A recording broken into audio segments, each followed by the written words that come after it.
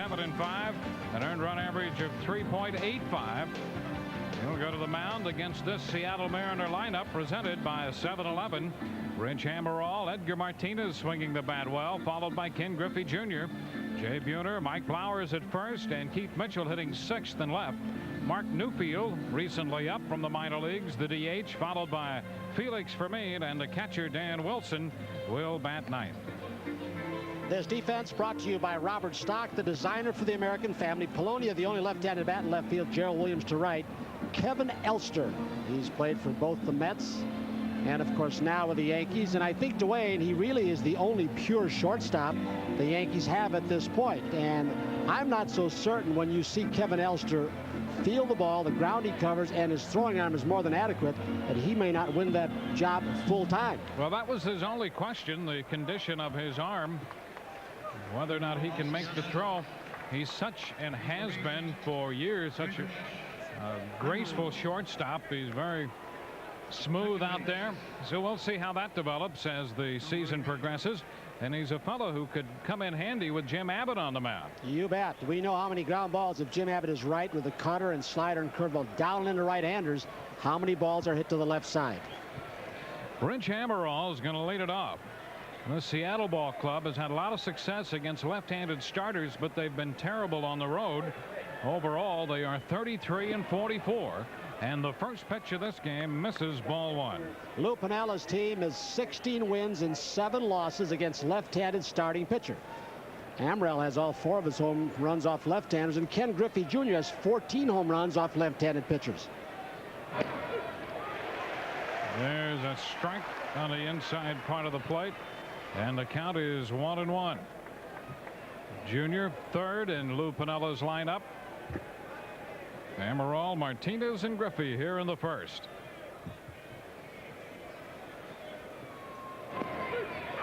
Strike 2 call.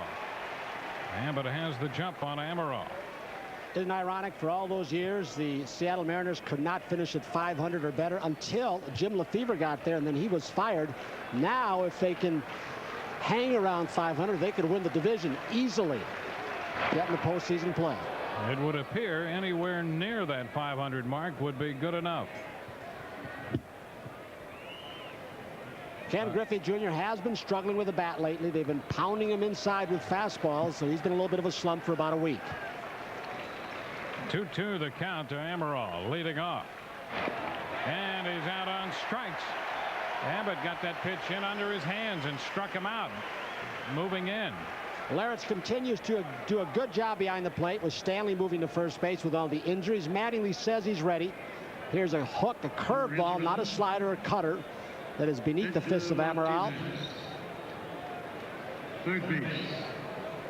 We'll see if the defensive help on the right side with Stanley and Silvestri, who's not normally a second baseman, if that comes back to bite the Yankees tonight. Edgar Martinez takes the pitch too high, ball one. Martinez hitting over 300 now at 302. It has been a struggle for him to get healthy the last couple of years, and he feels as good now as he's felt in a long time. His legs must be healthy, no problem with a hamstring. He's even starting to try and steal some bases. Has been successful. He means a lot to this lineup. There's Randy Johnson, who has really been on a tear through the month of June. Martinez coming off a 4-for-4 night Wednesday against Detroit. Takes a strike, and the count is 2-1. That included his 8th home run of the year. He connected off left-hander David Wells. So he has 5 consecutive hits and has been on base in his last 6 at-bats, stretched over the last 2 games. And now starting this one. 3 balls and a strike to count. And as the season progresses, if Ken Griffey Jr. stays on the Ruth Maris pace, how important will Martinez bat be in the 2nd spot and Buhner in the 4th spot to give him protection? 3-1 lifted high into short left. Out from short is Elster. Polonia in, but Elster out there to make the catch. Got a chance right there. Do you see what the wind factor is tonight? High up in the air. We just saw drift toward left field, so anything in the air appears that it will carry to left field as we see Elster backpedaling. 2 gone, a strikeout and a high pop to short left. So the bases will be empty with 2 outs for Ken Griffey Jr. Jr. tonight enters the game hitting .319, 32 home runs, and that RBI total 64 ranks him 8th in the league. Extra batting practice at 2:30 today, hitting off John McLaren, the bullpen coach. All he did was try and pound the ball and pull it into the right field seats. They've been pitching him in hard and up. It is 32nd home run last Friday off left-hander Paul Ossenmacher. The pitch is too low, ball 1. On the home run leaderboard, 32 for Jr.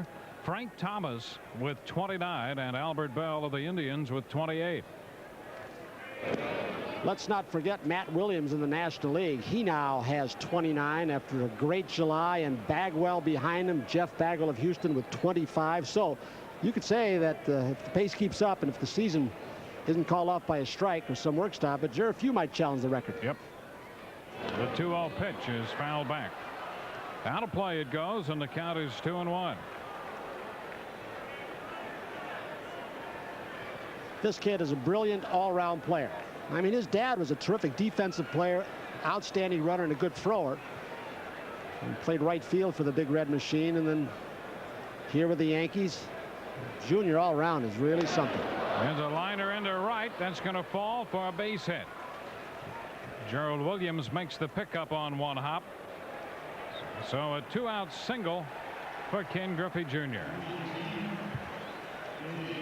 We talked about Ken Griffey Jr. and how they're pounding him inside. Well, Jim Abbott threw 1 pitch up and in that he fouled off 2-0, and then he gets the ball out. It's a tough pitch for Jim Abbott to throw. He doesn't pitch effectively to left-handers up and in. The ball drifts out over the plate, as that last one did. Here's a guy that really terrorizes the Yankees right now. Oh. Jay Buhner. Buhner batting .276 for the year with 15 home runs. He's got a couple tape measure shots off Jim Abbott earlier this year.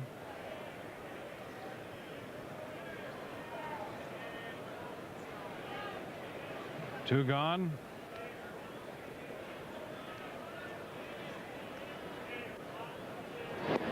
And a swing and a miss. The ball rolls behind Jimmy Leyritz. Did he? Leyritz thinks there was contact made, and let's see what Tim Sheeta's going to say. If there was contact made, I wonder if it was on the backswing or when he first started to swing. Because Griffey has moved into second base, and here's another look. It's a straight change before there was any contact. If there was, the ball is beneath the glove. It almost looked like he tipped fouled it, but he didn't. That's going to be a pass ball charged to Jim Leyritz. Is that a little different movement that we see from Jim? A changeup that may not only went down, but looked like it went away. Usually, you know, he has difficulty turning the ball over that way. I don't know if that's what fooled Leyritz. 1 strike to count to Buhner. This one wide, pops away from Leyritz, and over to third goes Ken Griffey Jr. and another pass ball on back-to-back pitches. Well, we've talked about Jim Leyritz earlier this season. He did have some trouble and some damage to that left hand. He did have some surgery on it, and right there he tries to backhand it, and it looked like he's using a brand new glove or a rubber glove as it just popped right out. So Ken Griffey Jr., who singled his way on 2 pitches later, finds himself at third with a count 1-1. Too close to Buhner. 2 balls and a strike. Buhner back in April hit 2 home runs in the same game off Abbott. One they listed at .430, the other one at .439. Over Jim's last 6 starts, he's seen his ERA gradually go up. Strike call, and the count squares 2-2. Top of the first.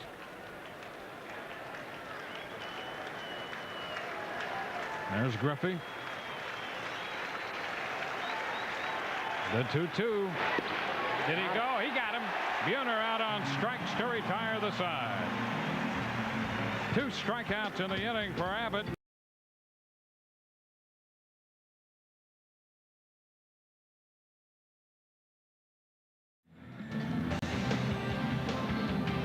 Bottom of the first from Yankee Stadium. And the Yankees figure to have a tough evening ahead with the left-hander Randy Johnson on the mound. He's coming off a great June, 9-4 overall, with the 8th best earned run average in the American League at 3.19. And here's Buck Showalter's lineup tonight, presented by 7-Eleven. Bernie Williams, Randy Velarde, and Jimmy Larids. Danny Tartabull, the DH, followed by Stanley and Gerald Williams. Silvestri hitting 7th with Kevin Elster 8th, and Luis Polonia in left. He'll bat 9th. Mariners defense brought to you by Robert Stock. The defense starts with the man on the pitcher's mound, Randy Johnson, when he is pitching. Inner defense not as good, but the outfield, Buhner outstanding, and that man in center field, his throwing, there's nobody throws better from center field than Ken Griffey Jr., and we've seen him make some of the most sensational catches look easy. He does everything with such grace and style, and he's still not reached 25 years of age. There's an indication of how he enjoys playing the game. Here's Randy Johnson. 17th start for Johnson. He has 7 complete games and 4 shutouts, leading the league in both those categories. His last 8 outings, his last 8 starts, his ERA has been just barely over 1. That's how great he's been. The leader in strikeouts with 129. And his first pitch is high to Bernie Williams. And his first pitch probably was in the mid-90 range. They got him in 93 to start Bernie. Williams batting .264. Fouls this one back, and the count is 1-1. Would you bet that he turned it up a little bit after 93 and probably went to 95 or so? He's had some outings where it's just been incredible against the White Sox in particular. Yeah, well, the last time out against the White Sox, he made 141 pitches, and on the last pitch of that game, he was registered at 100 miles per hour.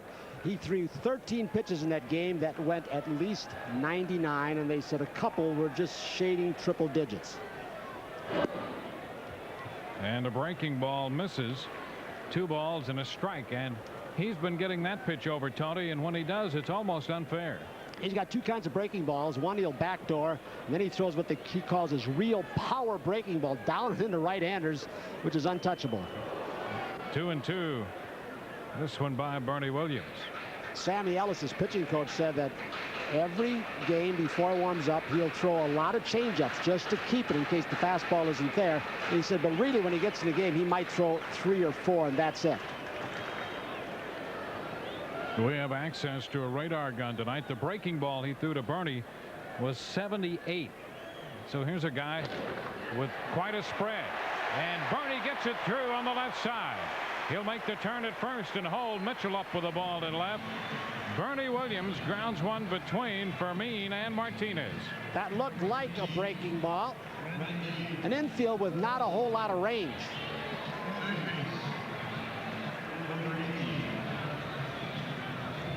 So the Yankees have their leadoff hitter on, with Randy Velarde stepping in.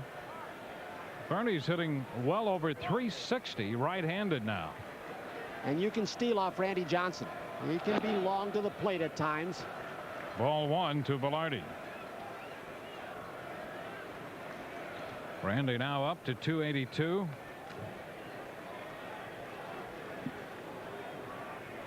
He started last night at third base and had 3 hits, scored 2 runs.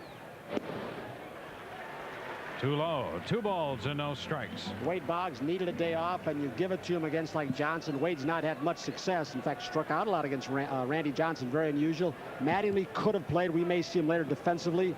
Gallego apparently not as severe as they thought. Not much swelling or discoloration in the calf. Foul ball. That's going to be out of play. And it's 2-1. In fact, Paul O'Neill needed a day off too. He looked like his bat was dragging a little bit. He's had quite a few 0-4s lately. You know, it gets to this point in the season when that happens to a lot of hitters. Leading up to the All-Star break, and that bat gets a little heavy, a little slow, starts to drag a bit. Bernie's back in at first. That's Mike Blowers. He's been dividing time over there with Tino Martinez on a more or less platoon basis the last couple of weeks. Yeah, with Edgar Martinez back playing every day, no spot for Blowers at third base. And a ground ball that gets through into center. Williams on his way to third. Griffey falls down, and everybody's going to be safe. First and third on the base hit into center by Randy Velarde. I don't think Junior was going to have a play at Bernie anyway. Here again, one ball hit to Fermin's right, just sneaks through. One to his left, just sneaks through. Remember, they had a Gold Glover there in Omar Vizquel. They did not want to re-sign him. He was traded to Cleveland, where he's doing a good job. Really, they didn't want to sign Vizquel to a long-term deal, which he probably requested because of their young #1 draft choice, Alex Rodriguez, who has moved up from A ball to AA ball within the last month. And here is Jim Leyritz. There we go. There goes the runner off first. The pitch is a ball. The throw is through. Backed up, however. What a mix-up. By Amaral. So a steal for Velarde. The pitch was a ball. Second and third with nobody out. There's a mix-up, really. Fermin tries to take it on the run. Amaral is there, but he's standing behind the bag. I wonder if there's a mix-up as to whom was going to cover. Both players on the move. So Leyritz with 2 men in scoring position and nobody out. And this one picks up the edge. And the count is 1-1. He has gotten a lot more confidence in that pitch, backdooring that little slider. He's got a bigger one that he starts in the center of the plate to right-handers and bites and goes out of the zone under the hands of the right-handed batters. Generally, though, he's fastball after fastball. Another hook. Down and in. 2 balls and a strike. Leyritz 3 out of 11 lifetime against Randy Johnson with a home run off him. Not unusual for Randy Johnson to pitch with a lot of base runners. He walks quite a few, hit the occasional batter. And the pitch too low. So the count is 3 balls and a strike. The home run for Leyritz came off Johnson this year here at the stadium. Hit a solo homer in the 7th inning of the game back in April. And a wave and a miss. So the count goes to 3-2. That was a different look fastball, 3-1. Once in a while he'll throw one with the seams. It doesn't really sink, although he's getting more ground balls this year. 2 have sneaked through thus far. It'll run away from the right-handers. The 3-2 rolled foul behind Brian Butterfield. Singles by Bernie Williams and Randy Velarde. Velarde with a steal of second. His 4th stolen base of the year. He's 4 of 5 in the running department now. Well, the one thing we've seen the Yankees do, even though their lineup is somewhat decimated with players out with injuries and on the DL, they beat or knock out the best pitchers in the league consistently. And a foul ball back as Leyritz battles Randy Johnson here to a full count. That last pitch, the hardest one we've registered so far, 96. Wouldn't take him long to loosen up. They say that first strikeout he got against the White Sox, he struck out Frank Thomas with a 99-mile-per-hour fastball, and then you talked about the 100-mile-an-hour presumption. And strike 3 call. How can you look for a breaking ball 3-2 as hard as this guy throws out? 3-2. He hangs him a hook on him. Wow. So Leyritz called out on strikes. I mean, this guy's been in such a good groove. You can see by that last pitch, he has become fearless on the mound. Whoa, talk about freezing a guy. 88 miles an hour. When you figure that the average major league fastball is about 85. Now, this is the fast gun, but here's an 88-mile-an-hour breaking ball. Reminds you of J.R. Richard. He threw that hard slider in the low 90s. Yep. And if you were right-handed against him, you might as well mail in the at-bats. Lou Piniella out to have a word with Randy Johnson before he faces Danny Tartabull. 2 men in scoring position with 1 out. Unusual this early. There is a base open. Tartabull, a guy, and in fact, no one, when he's throwing hard, is going to catch up to his fastball. Very few can. And a strike on the inside part of the plate to Tartabull.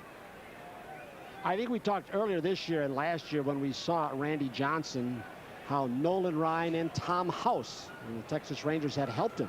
Talked to Sammy Ellis, but he said, yeah, so we don't have to remind him anymore. He drives right toward home plate. He doesn't spin off. In fact, he said with the new delivery he's got given to him by Nolan Ryan, pretty much, he said he's become a good fielder. He doesn't spin off his back to the home plate. He said anything hit near him, he usually catches. He was in off the plate on that last pitch to Danny Tartabull, and that registered at 97. It's 1-1. This one away. 2 balls and a strike. So we have the range 78 to 97 so far here in the first inning. The Yankees have a threat. And boy, when you get one going against this guy, a great idea to capitalize, because you don't know when you're going to get another one. Foul ball back. Really, though, it's not that unusual, and it wasn't for Nolan Ryan either, and very few others, for Randy Johnson to get a couple on with no outs and then strike out the side. I mean, he is more than capable, has done it a lot. Look at that. 98 on that last pitch. Fouled by Tartabull to run the count to 2-2.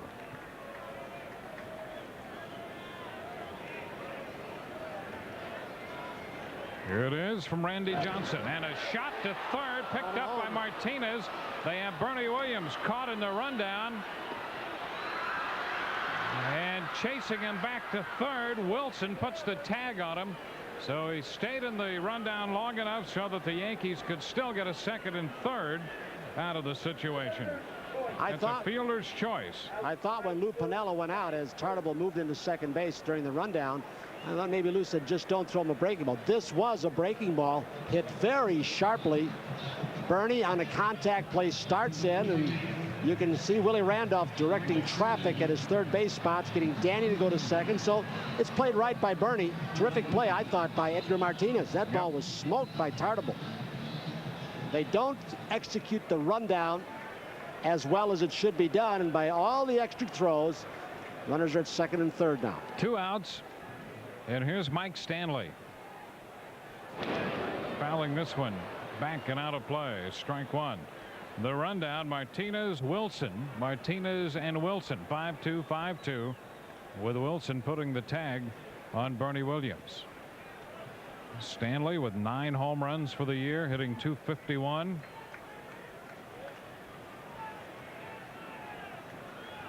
He's hit safely in 11 of his last 13 games. 0-2. It's not that he's just throwing from the mid-90s to the high 90s. It's a fact of the movement on that pitch. You almost wonder when a guy's throwing that hard how his pitches can be that live. That ball just jumped out of his hand and out of the strike zone for Stanley. He's been 97 and 96 on the first 2 pitches to Stanley, ahead of him 0-2. Mike fouls it back. 98 on that one. So Stanley seeing some hard stuff with Velarde at third and Tartabull at second. Wilson will have a little talk with him on a 0-2 count to Stanley. Watch Randy Johnson. We talk about what Nolan Ryan and Tom House had him do. When he'd land on his front foot, he'd land on his heel, and he'd spin on the heel, and that would pull most of his energy toward third base. So he really wasn't driving with all his energy, all his strength toward the catcher, actually through the catcher when he throws. Now he's doing it. Too close. 1 ball, 2 strikes. Watch how much more first inning threat. How much more compact his delivery is, how much smoother his landing foot is, where he doesn't spin out on the front foot. You can see his follow-through position with everything going through the catcher.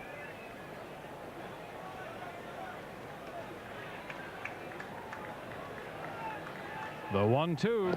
Wow. And he got him. Boy, that's not fair. When you've seen 98, 97, and then he comes back with that in the low 80s.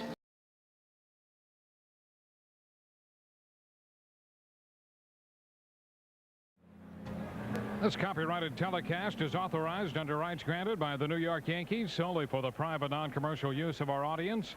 Any publication, reproduction, retransmission, or other use of the pictures, descriptions, and accounts of this game without the express written consent of the New York Yankees and Madison Square Garden Network is prohibited. Mike Blowers leading off here. We're at Yankee Stadium, top of the second inning. Blowers playing first base tonight, hitting .250 with 4 home runs. And Jim Abbott's first pitch misses, ball 1. Abbott a couple strikeouts in the first inning, left a man at third. Mike Blowers certainly has found his niche with Lou Piniella. A platoon situation, becomes their third catcher if it is necessary late in the game. And Abbott throws him a strike, so the count is 1-1. Blowers, one of those guys who just had trouble with high hard stuff from the right-hander in and that curve ball away. It's ideal situation batting mostly against left-handed pitchers. The foul ball up the right side, and the count is 1 ball and 2 strikes. Flowers, the former Yankee, he and his wife Nicole expecting their second child due, how's this for timing, during the All-Star break. Oh. And he's hoping that she makes it until then. 1-2 the count. That squares it at 2 balls, 2 strikes. Flowers, of course, a former Yankee. They thought he was going to be their everyday third baseman coming out of the Montreal organization. Bucky Dent liked the style. Joe Sparks, who's then a coach, came over from Montreal, praised Blowers highly, and they went out and got him. And a chop to short. Elster gets rid of the ball, and Blowers is out number 1. Elster to Stanley. You know, Dwayne, if you had an infielder, middle infielder who was a plodding type player, you'd worry about his arm strength. But I know you've seen Elster a lot. Before he hit the arm, his feet are so quick. And you can see how he got his feet ready to go to get rid of the ball quickly. So a little loss of arm strength is not going to hurt him. 1 gone in the second. Here's Keith Mitchell, batting an even .300. There's a strike. Mitchell in left field. He was injured early in the year, missed about 35 games, had an injury to his left foot, I believe, an arch problem. They had a scramble in left field, and Eric Anthony went down. He's got a little knee tenderness. So the count is 1-1.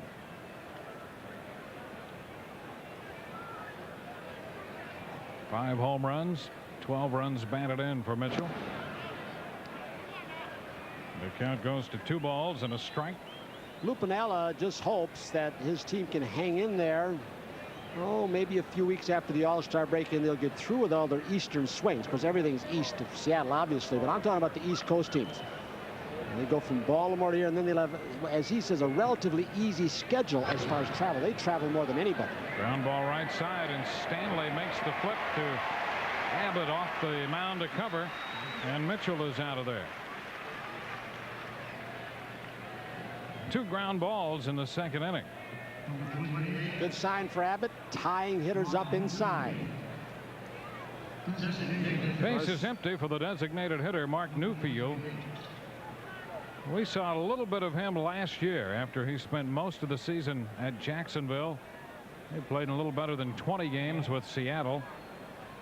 And up again. He was having a good year at the AAA level this season. Well, Lou Piniella liked him 2 springs ago and then brought him up last year to take a look. Strike call. And he's young. He's still only 21 years old. Might be 22 now. This one is too low. 1 ball and 1 strike.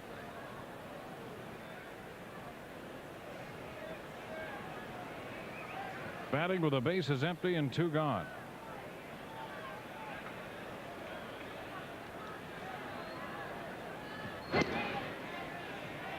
Count runs to 2 balls and a strike.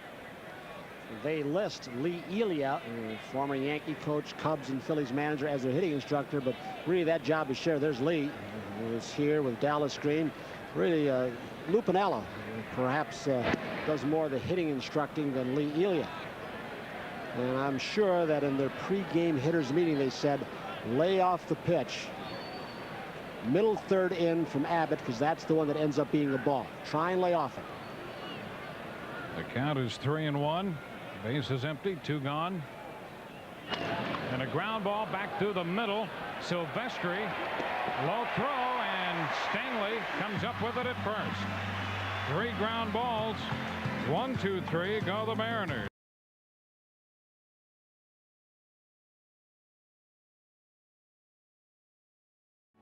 From the Bronx tonight, the Yankees opening their homestand. The 3 West Coast teams in. Seattle, Oakland will be in, and so will the California Angels.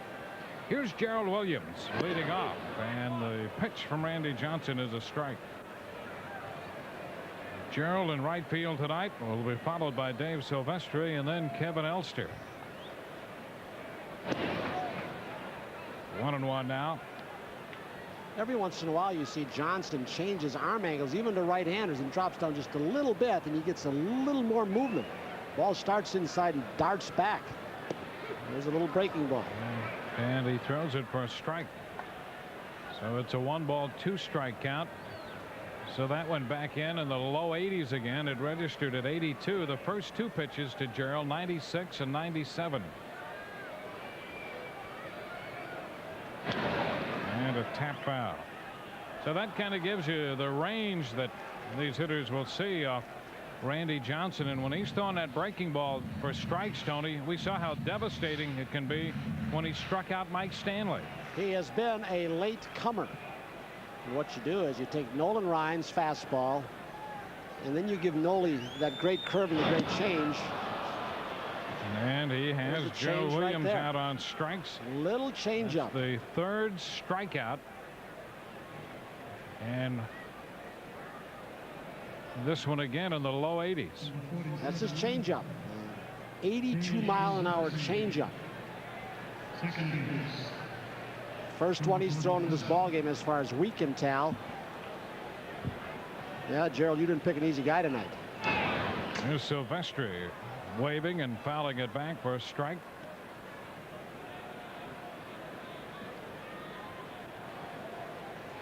Well, that's the tough role. Gerald Williams.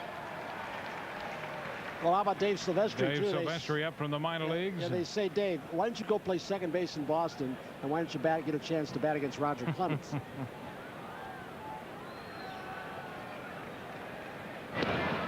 Too high. 1 ball, 1 strike. You know, Nolan Ryan never got control conscious till maybe the second half of his career. He was pretty much a power pitcher, and then all of a sudden he started spotting his fastball. He actually became a pretty good control pitcher, Tony. Fastball high. 2 balls and a strike. Now, when you look at his numbers the second half of his career in terms of walks and pitch location and all that goes with it, he was one of the better control pitchers around. Wow. 2-2 now.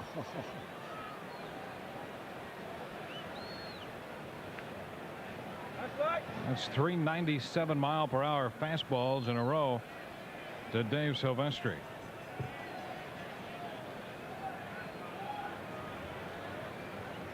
The 2-2 wide.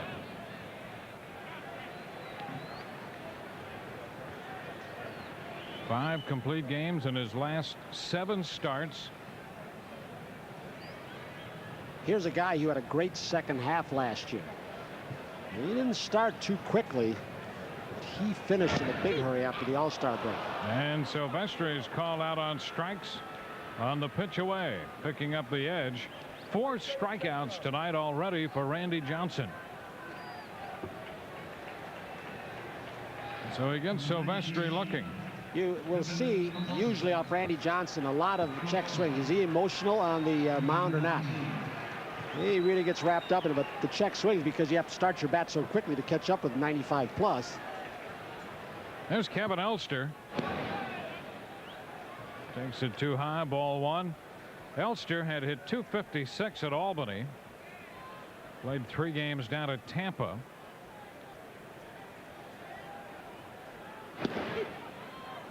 A strike to count. Now 1 ball, 1 strike. 98 that last pitch. 12 years. I'm going to be a Yankee player in 12 years. All right. Well, then she's going to be a pitcher. Because you see what Phil Niekro said, who's managing the Silver Bullets. He said there will be. There will be. He said it will be a pitcher. Because pitchers don't have to deal in power. And Phil said, hey, look, you know, women perhaps don't have the strength to compete on a man's level as far as hitting a baseball that far. But he says the finesse aspect of pitching, he said a woman will do it. It doesn't seem that far-fetched. He didn't seem to think it'd be that far removed from this year. 2 balls and 2 strikes the count on Elster. I remember Davey Johnson when he managed the Mets 2 years before Kevin Elster played a game in the major leagues. Dave Johnson was raving about one of the best young defensive shortstops he'd ever seen. And I think Elster was playing A-ball then. He's out on strikes. So Johnson strikes out the side. He's faced 8 hitters and has 5 strikeouts in the game.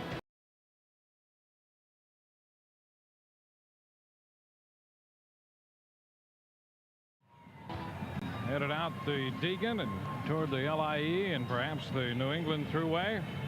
Randy Johnson off to a quick start on this weekend as well, Tony, with 5 strikeouts through 2 innings. So Jim Abbott has his hands full with the Mariners and facing Randy Johnson tonight. He'll face Felix Fermin to open the 3rd inning for Seattle. Fermin, Wilson, and then Amaral. Edgar Martinez, his counterpart on the left side, or his third baseman, who has already led the league in hitting, was saying that Felix is now my hitting instructor. I mean, he is giving them surprising offensive numbers, hitting the ball in all fields. Never did strike out much, but hitting the ball with more authority now. He shortens on the bat and takes the pitch for a strike. Well, hits the ball the other way a lot, hits the ball to center, and he is among the top 10 in the league in hitting now. See, I think a guy like this benefits with the livelier baseball because you used to be able to play him very shallow. You couldn't hit the ball over your head. Now all of a sudden you got to play him deeper, and some of those line drives fall in. You have to respect him a little more. He spreads the outer defense out more. Fouls this one out of play. 2 strikes the count.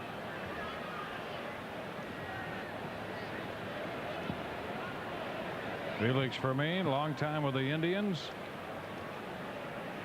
Now playing every day at shortstop for Seattle. Chops this one to 3rd. That's a foul ball.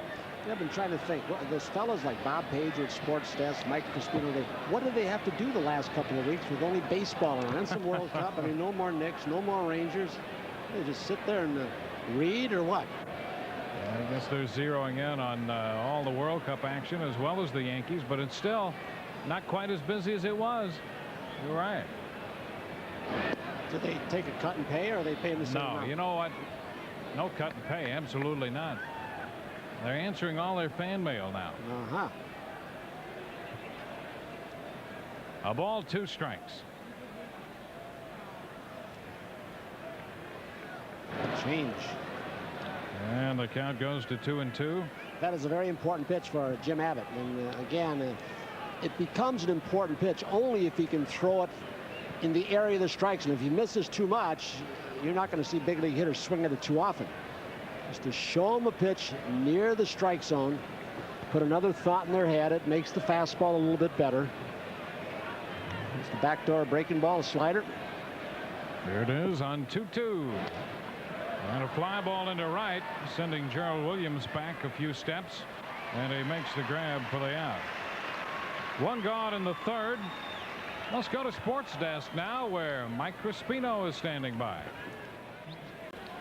And here at Yankee Stadium, we have no score. Dan Wilson, the catcher, steps in. He's hitting .222. Abbott starts him with a strike. And as this home schedule proceeds up to the All-Star break, all 3 of the Western clubs come in. Another young star that you'll see in, Tim Salmon, could represent the Angels in the All-Star game. Oh, a drive hit deep to left. Polonia all the way back and runs out of room. 2nd home run of the year for Dan Wilson, and the Mariners lead 1-0 on an 0-1 pitch. Wilson, the number 9 hitter in Lou Pinella's lineup, goes deep.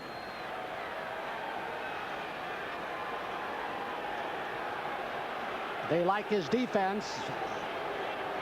One of the reasons they let Valley go, and then they picked up Wilson. He's become really, when we were out on the West Coast to Seattle early in the season, he became Lou Piniella's personal project. The fastball that stays upstairs. He levels on it and several rows in. But Lou has really been working. He gives him days off at times and works intensively and extensively with him on his hitting. Trying to get a little more weight shift with Dan Wilson. Well, his first big league home run was a game winner against Oakland. He hit it off Ron Darling on the 11th of June and has just connected for number 2 of Jim Abbott tonight. A ball, no strikes, the count to Rich Hammerall.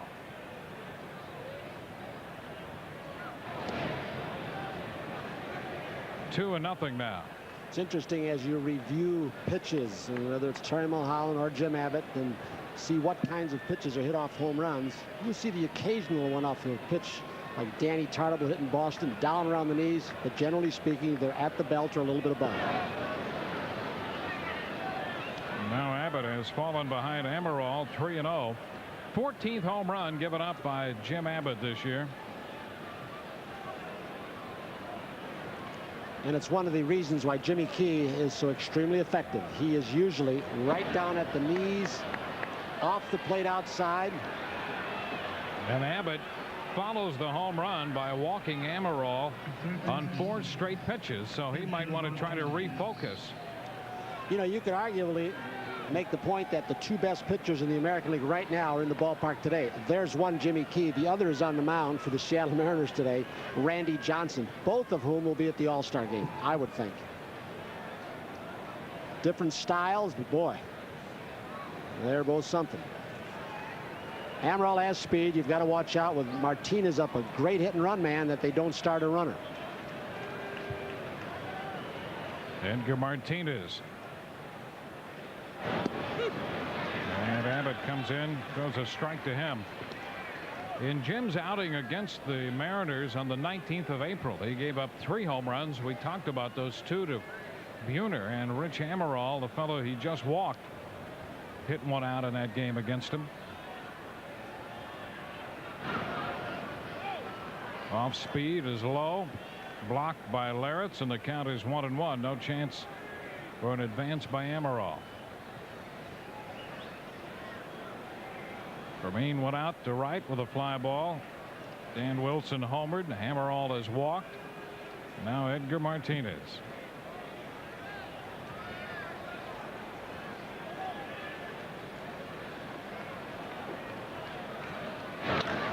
Sharply hit ball foul.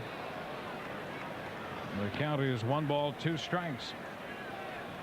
Louis, as we told you, in left field, the only left-handed bat. And one of the reasons, very simply, is first a lot of injuries, but also thinking it'd be a relatively low-scoring game with Randy Johnson in. Buck Showalter said, hey, look, he's been playing defensively so well, made a game-saving catch in Boston. I need his defense, even though it goes 0 for 4.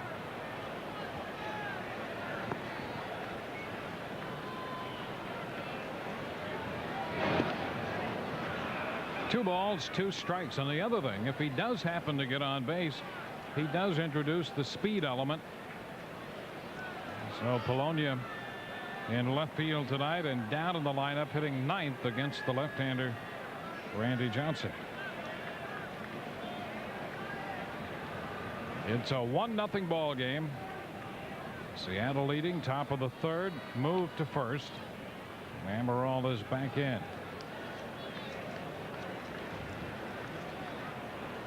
After hitting .343 in 1992, Martinez struggled with injuries and hit just .237 in 42 games last year. Again over to first, and Amaral is back in. One thing Lou Piniella wanted is, because he got used to the National League style of play over at Cincinnati with more speed, was trying to incorporate more speed. And they haven't won a whole lot of ball games, so he hasn't had a chance to use it as much as he wants. They've stolen just 31 bases. Amaral's a guy who might take a chance. And now we go to 3 balls and 2 strikes with only 1 out, and Amaral at first. Well, Amaral, there's Ken Griffey Jr. on deck. Had some good minor league stolen base numbers. Yes, he has. He's stolen as many as 57 in one stop. Just a couple years ago, had 53. Then while playing at Calgary, he's going ground ball to first. Stanley up with it, and his play is at first. So Amaral breaking on the 1-out 3-2 pitch, moves into second as Martinez grounds out Stanley unassisted. We talked about it up in Boston when Matt Noakes played first base. You're not going to lose anything in hands at first base. Catchers have great hands. And Stanley, playing a little bit like Don Mattingly, did not stay holding the man on. He drifts off the bag with Almiral and protects the hole, makes a fine play. 2 outs. Amaral at second for Ken Griffey Jr.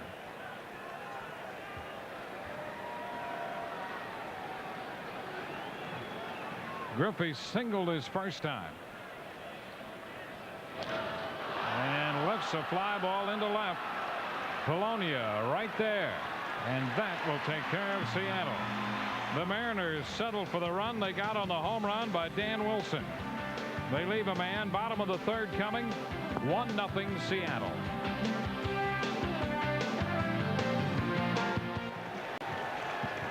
Luis Polonia batting ninth, leads off against Randy Johnson. Bottom of the third underway as Johnson throws him a strike. The Seattle left-hander struck out the side in the second. Drops down a little bit with that one. How about that pitch for a strike? Oh my goodness. 0-2.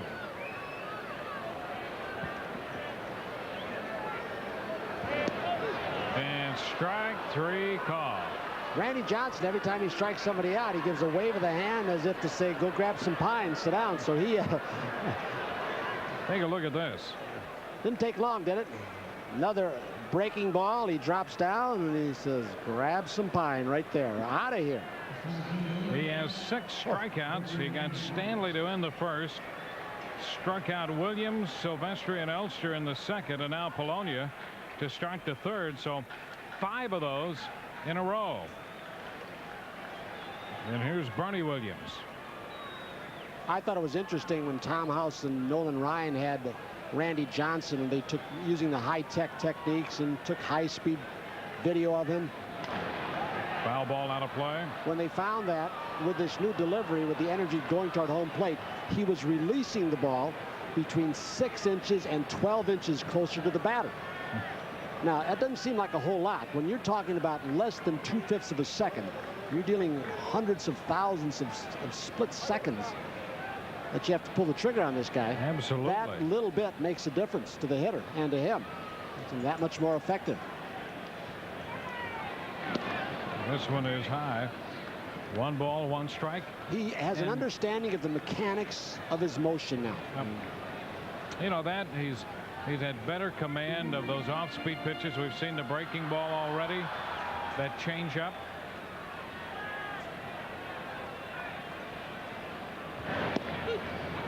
Bernie's in the hole. No ball and 2 strikes. And Dwayne, he's become a pitcher that now catchers don't mind catching. I mean, earlier in his career, he was not just wild. I mean, you could set a target, he would be nowhere near it.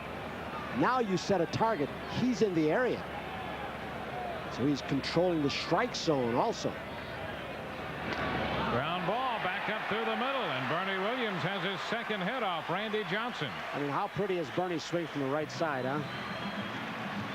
2 for 2, a single into center. Bernie much shorter, much quicker, and more compact from the right side. Beautiful heads down, not quite the uppercut as he does from the left side. And Tony, that's a nice job. He'd seen a 98-mile-per-hour fastball in that sequence, and then saw that off-speed pitch down about 81. Johnson came back about 97, and he sent it right back through the middle. He's gone. He got him. And he's picked off. Blowers chasing him. Now Fermin, and Fermin puts the tag on him. That's going to be a caught stealing on the pickoff.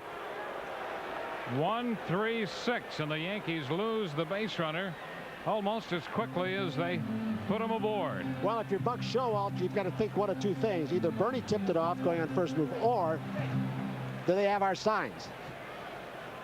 He's going on first move, trying to get in scoring position. They've got him dead. What they advise players to do, just keep on going. Maybe the first baseman hits you in the back with a throw. Maybe he'll throw it wild. Maybe somebody won't get there in time and you got a chance to get it. But once you stop and get in the rundown, you're pretty much dead meat. 1 ball, no strikes, the count on Velarde. Randy takes the breaking ball down and in. 2 balls, no strikes.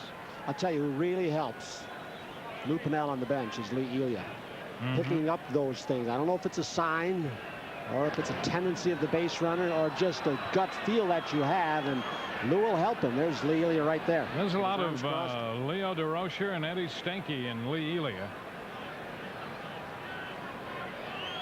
Somebody called it right out of that tandem there.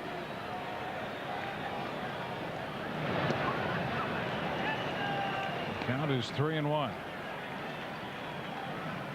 2 outs. Seattle leading 1-0. Randy Johnson, 6-10. Down to third. Long throw by Edgar Martinez. Off the bag, and Velarde's safe. I would think they're going to get him a hit. And when you've got Randy Johnson pitching, you can see how far off the line Edgar Martinez plays. They don't usually pull him unless he changes or gets the slider down and in. Blowers makes a nice play going out and getting that ball and not colliding with the runner, but he couldn't make the tag. So it goes as a base hit for Velarde. The Yankees have 4 hits. Velarde 2 and Bernie Williams 2. 2 outs with Randy on base, and here's Jim Leyritz.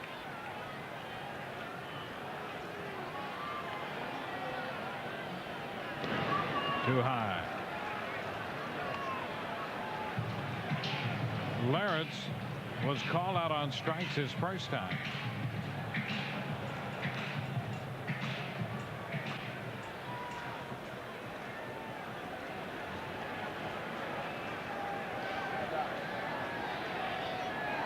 Over to first again.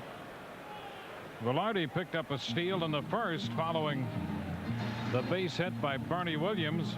Velarde singled and Williams went to third and then swiped second. Randy did, his 4th of the year. It's too high. 2 balls, no strikes, the count. Leyritz catching and hitting third.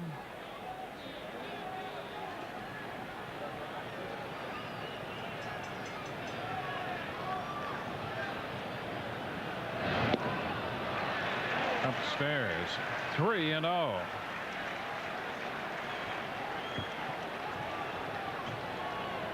Wilson out to talk with Randy Johnson just to try to get him in a little different groove. The last time the Yankees saw Randy Johnson, he was having knee problems. And for 3 or 4 starts, they even talked about surgery. The doctors finally said, no, you can pitch with it. You will not damage it any further. And they had drained his knee to relieve some of the pressure. He may have to have arthroscopic surgery in the offseason, but when he felt comfortable when they said you can't damage it anymore, he's really gotten on a roll. He walks Leyritz. First walk given up by Randy Johnson. Here comes Sammy Ellis. 2 men on with 2 men out. Danny Tartable's going to be the hitter. It was Tartable at the plate with 1 out and 2 men in scoring position in the first when Lou Piniella went to the mound. This time with 2 outs and men at first and second in the third. Sammy Ellis, the Mariners pitching coach, heads to the hill. You know, when Sammy Ellis came out of spring training, they said, well, and Lou Piniella agreed, we've got a chance to have the best starting staff in the Western Division. They were concerned about their bullpen. Well, it's turned out to be the opposite. Usually when Randy Johnson goes out, they're very confident that they can pick up a win. Almost everybody else has struggled, but the bullpen's been better than they thought. Ayala's come along and Risley's come along. And now they've lost Greg Hibbert. They thought the left-hander Hibbert would be a big help to their rotation, and now he has some serious rotator cuff problems. Here's Danny Tartable. He started to go. Check, says John Shulock down at first. Ball 1. Yankees down 1-0. We're in the bottom of the third. They have 4 hits and a walk tonight off Randy Johnson, who also has struck out 6. Wow. This one up and gets away from Wilson over to third. He got crossed up. Velarde. Well, if he got crossed himself up, where that ball was just so hard and with so much movement, that just got a part of the glove and maybe part of the mask. This coming in at 98 miles per hour. Whoa. I think when he reached his glove up, he blocked himself up, went right in front of his face, and that late movement. So Velarde advances to third on a pass ball. Larrett still at first. 2 outs, 2 balls, no strikes the count. Danny Tartabull at the plate.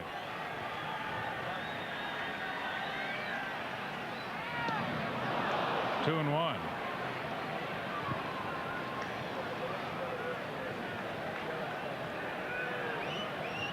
Yankees left 2 men in scoring position in the first inning. You will not see too many guys played as pull hitters in the outfield, as hard as this guy throws. Ball 3. Johnson trying to get the ball down. It's 3-1 now.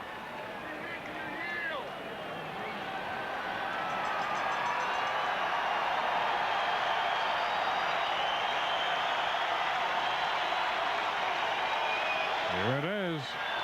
And a check swing. That ball is foul, out of play. And the count's going to go to 3-2, which will add a couple steps to Larrett's over at first base. And we'll see if Randy Johnson will hang a hook on Danny Tartabull as he's done before, even though it's 3-2 with his overpowering fastball. He's been 97 and 98 with all his pitches here to Tartabull. The count is 3-2. And the pitch. Another check swing and a foul ball. You know, Sammy Ellis was talking about that game we talked about where his last pitch to Zubcic against the White Sox was 100 miles per hour. He said, we looked at the fastballs and we said, we think he averaged 96 or 97 in that game, just on his fastballs. He's done that and a little more against Danny Tartabull in this at bat. 3-2 pitch again. Tartabull lines it into left. That ball is headed for the corner. Velarde scores. Larrett's hitting third. Randolph puts up the stop sign. Into second goes Tartabull, and this game is tied at 1. Danny Tartabull driving in his 45th run with his 18th double of the year. Randy Johnson threw Danny Tartabull a breaking ball and sped up his bat, and he pulled it in the corner. There it is. A little slider. Trying to throw it for a strike. Tartabull tattoos it. Tony, he went from 96, 97 consistently on those first 6 pitches in that sequence, and threw him that pitch down around 84. Interesting. That's the breaking ball, and Dan, you can see by checking his swing, wasn't getting around the fastball. And now Mike Stanley. This one a strike on the inside corner. So Mike Stanley, who struck out swinging his first time, looked at that fastball on the inside edge. Strike 1 this time.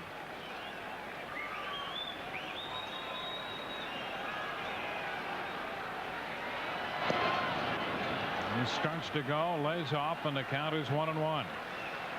The Yankees with a run to tie in the third. Well, 2 springs ago, everybody was saying, what are the Yankees going to do against left-handed pitching? Well, all last season, a lot of it because of Stanley, they proved they can hurt left-handed pitchers. And even with some injuries, they still can do it.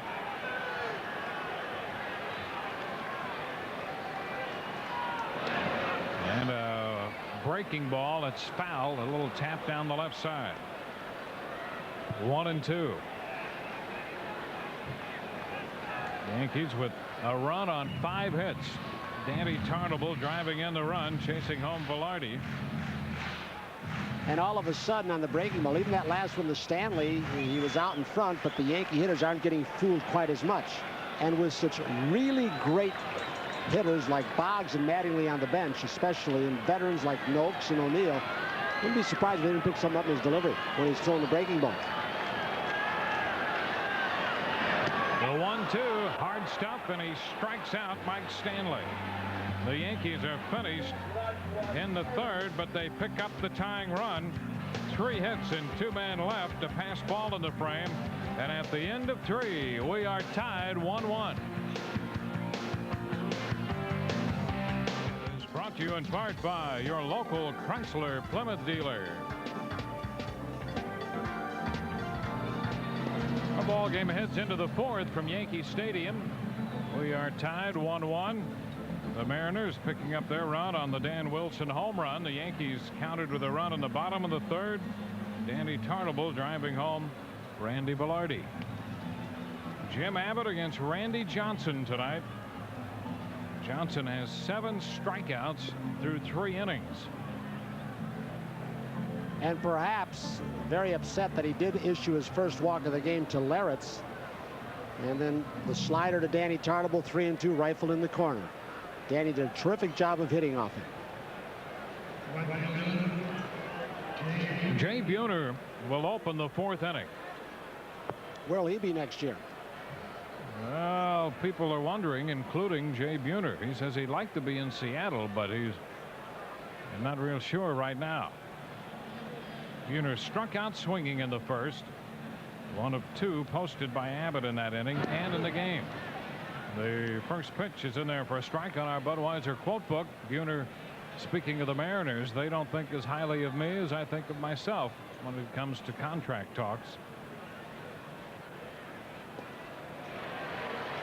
0-2. Well, when you look at the labor talks, at all but a standstill. There's been an exchange. Ownership have given the Players Association a proposal. There should be a response probably before the All-Star game. A lot of owners are sitting back on trades. And the owners still think that the players are going to buy a salary cap.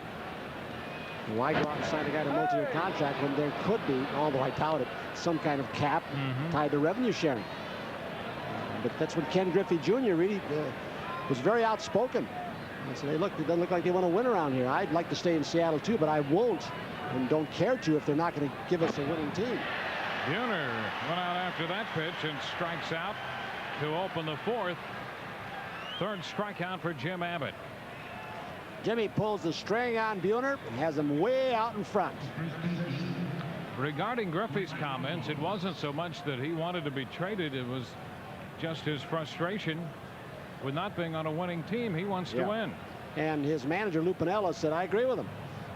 Yep. Lou, of course, was used to winning here and managing a world championship team in Cincinnati. Mike Blowers is trying to hold up. Great straight change. Strike 1.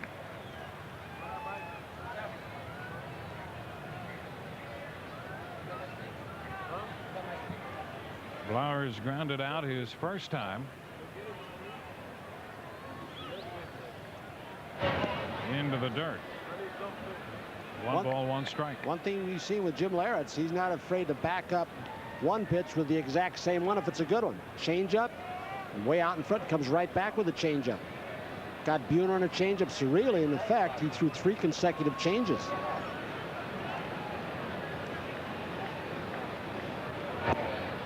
Too low. Well, it's such an important pitch for Jim Abbott to vary speeds and give a different look inside, outside. And he started working on it last year with Tony Cloninger. Didn't use it effectively too often in the game, but he's still doing it the same way Tony wanted him to. 2-2 the count. It's a matter of Billy Connors coming in and then just trying to refine that pitch and then have his catchers incorporate it into a series of pitches. A 1-1 tie as we play in the 4th inning. Abbott facing Blowers. And this is away, and the count is full. Jim Abbott 0-1 this year against Seattle. His lifetime mark against the Mariners is just 3-9.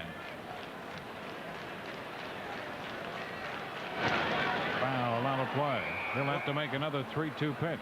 Career-wise, Jim Abbott's a sub-500 pitcher, but you got to recall the 1 year with the Angels. He had a terrific ERA, but his run support was non-existent. Yeah, he is 65 and 71 lifetime. He'd be a 500 career pitcher if not for his record against Seattle. 3-2 into left center, falling in for a base hit in front of Bernie Williams. So Blowers on a 3-2 pitch picks up the third Mariner hit. And back to one of Billy Conner's focuses way back in spring training, not just not walking many, but also trying to get, especially for Jim Abbott, some of those 3 or 4 pitch batters. Instead of going 3 and 2, having foul pitches off, having see all of your pitches. Here's the left fielder Keith Mitchell. Ground ball right side. Silvestri falls down, looks to first, out there, and into second base goes Blowers. Silvestri shaded toward the middle, had to range far to his left and then slipped as he got to the ball.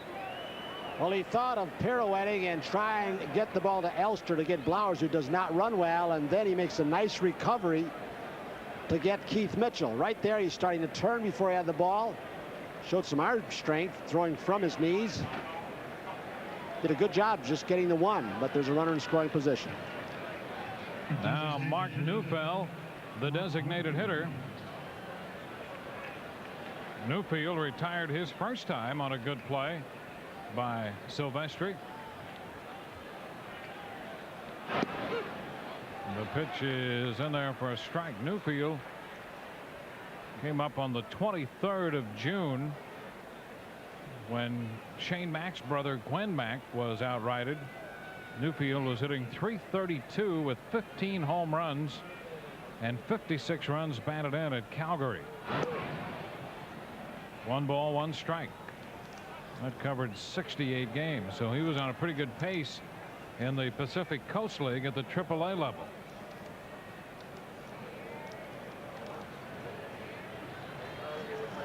And at second with 2 outs. We're in the top of the 4th. The tie game 1-1.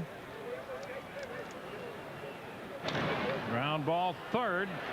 Velarde up with it. Across to Stanley. And the Mariners are out of there in the 4th. No runs, 1 hit, 1 left. Bottom of the 4th coming from the stadium. Yankees and the Mariners are tied at 1.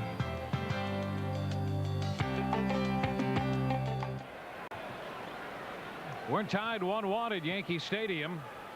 Gerald Williams leading off against Randy Johnson. Hard stuff and a swing and a miss. Strike 1. Gerald struck out swinging his first time. 1 of 7 strikeouts posted by Randy Johnson. Johnson gave him a lot of hard stuff the first time around and then got him on a changeup. 0-2. Say one thing against Randy Johnson, sometimes nothing worked. But one thing that's not is taking those big swings. You had better cut it down. Make yourself more compact. And that high leg kick for Gerald Williams, it is difficult.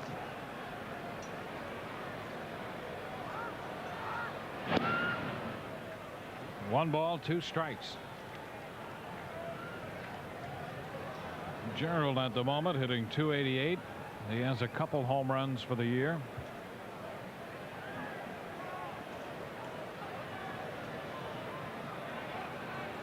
Down on the count to Randy Johnson. Time call.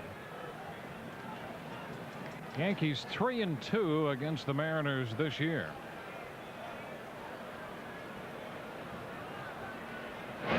Ooh, he's out on strikes. Oh, that's 8.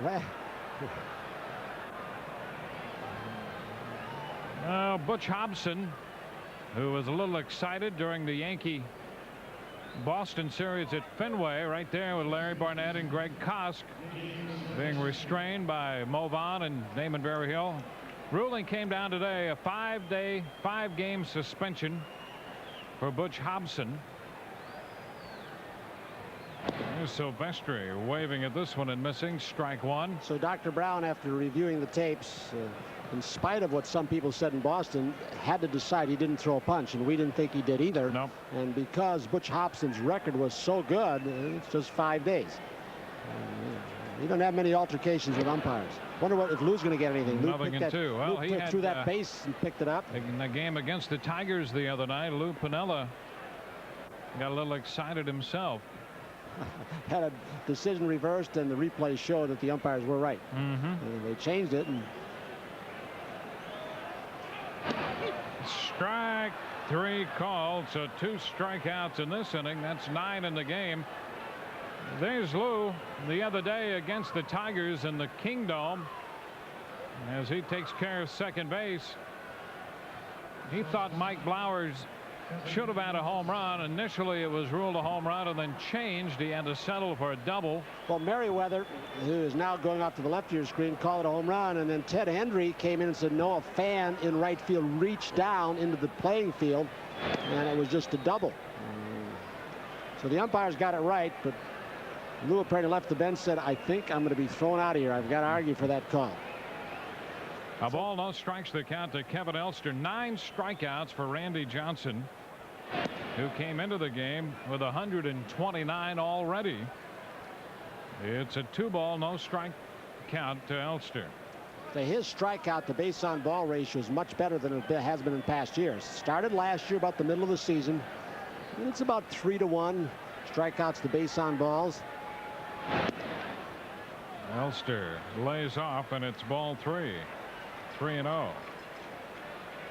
7 times this year Johnson has had 10 or more strikeouts. He's on the verge of 10 already tonight as we play in the 4th inning. There's a strike, and it's 3-1. Struck out the side in the second. He had 2 in the first, 2 more in the third, and 2 so far here in the 4th inning. Even when he throws a 3-0 pitch for the automatic, it's about 90 miles an hour. Now he goes all the way back to 3-2 on Kevin Elster. He is an extremely emotional pitcher. We've said that before, but boy, when he struck out Gerald Williams, he was backhand. Said, get on the bench. He wasn't so big and didn't throw so hard, he might have some trouble. 3-2. He strikes out this side again. Elster out on strikes, wow. And that's 10 strikeouts through 4 innings. 1, 2, 3 go the Yankees. We are tied 1-1.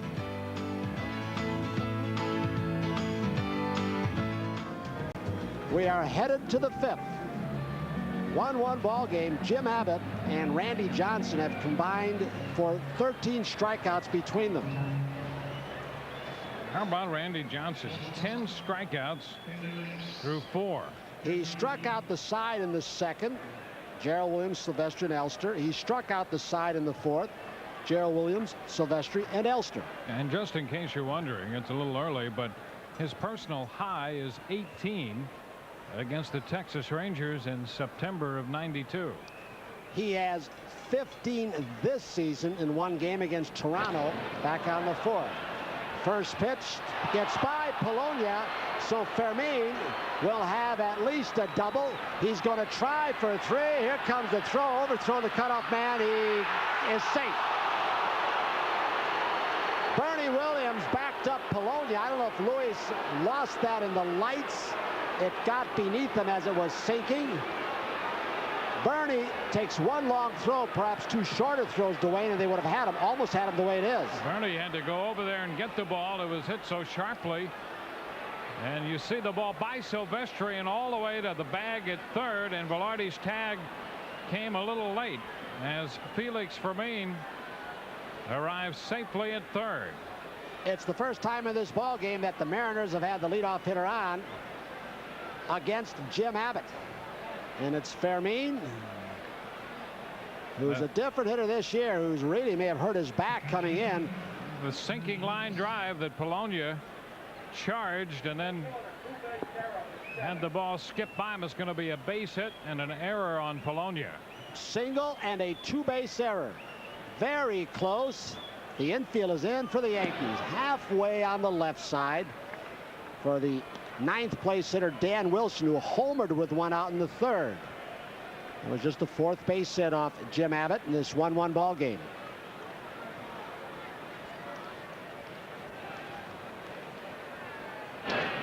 Shot, but foul. 1 ball, 1 strike to Wilson.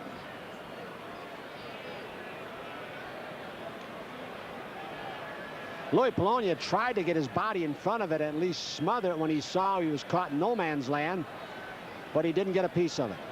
Luckily, Bernie hustled over and prevented an inside the park home run. Jim Abbott with nobody out trying to save this run. Base hit up the middle. Mariners take a 2-1 lead. So Fermin's single, the 2-base error. Now Wilson 2 for 2. With the score here, Mariners 2, Yankees 1 as we're in the 5th. Let's go to Sports Desk and Mike Crispino. Tony at Camden Yards in the second. The Orioles have a 3-2 lead. Joe McGreen delivers. Rafael Palmeiro sits on it and propels it deep to right center. A question at first, but it was a homer. It's now 7-2 in the third. All right, thanks, Mike. Back here in the Bronx, Dwayne Stats, Tony Kubek.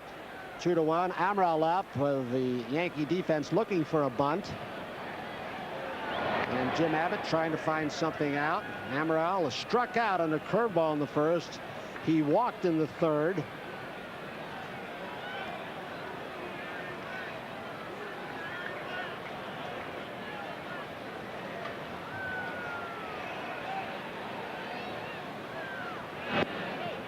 Did he get his bat back in time? The appeal goes down to first base. John Shulock waves the safe sign, a ball and no strikes.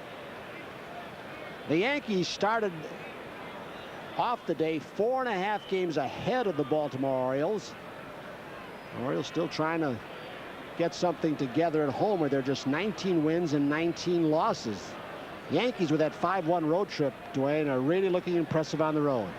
6 games above 500 on the road. This is too low from Abbott. 2-0. And they actually finished June on the winning side of the ledger after that 1-8 start. So they had a strong finish to June, went 5-1 on the road trip and pull off a winning month.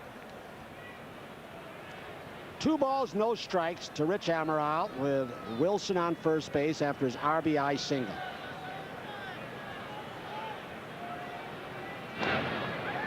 Abbott will look at second, but go to Silvestri at first as the sacrifice moves Wilson to second base.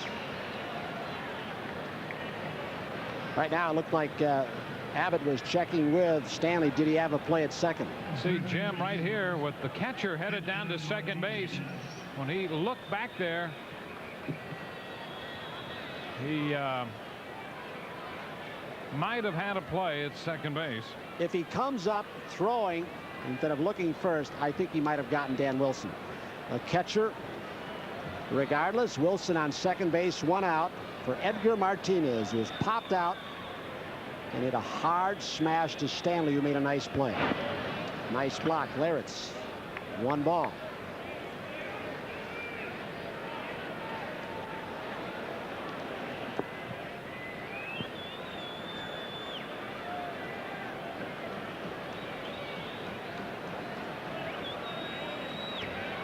They bunch Martinez up the middle of the diamond in the outfield. You can see where Gerald Williams is playing in right field. A lot of room in the right field corner.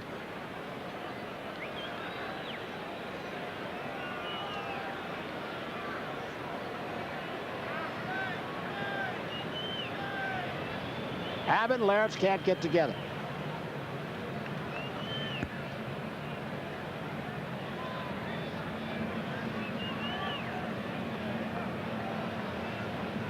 Remember, there's a catcher on second base, so a lot of changing of signs. This misses low. 2-0 again, this time to Edgar Martinez.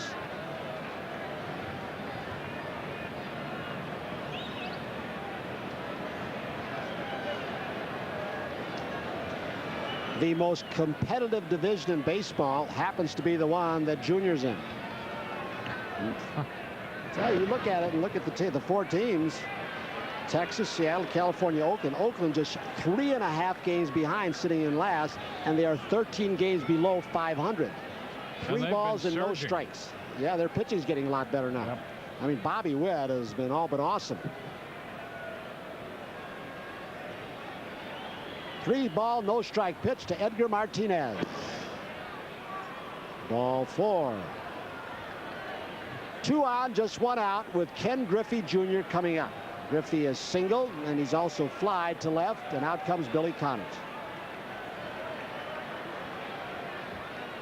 Well, a couple base hits here. The sinking line drive to the left off the bat of Felix Fermin that skipped by Luis Polonia for a 2-base error.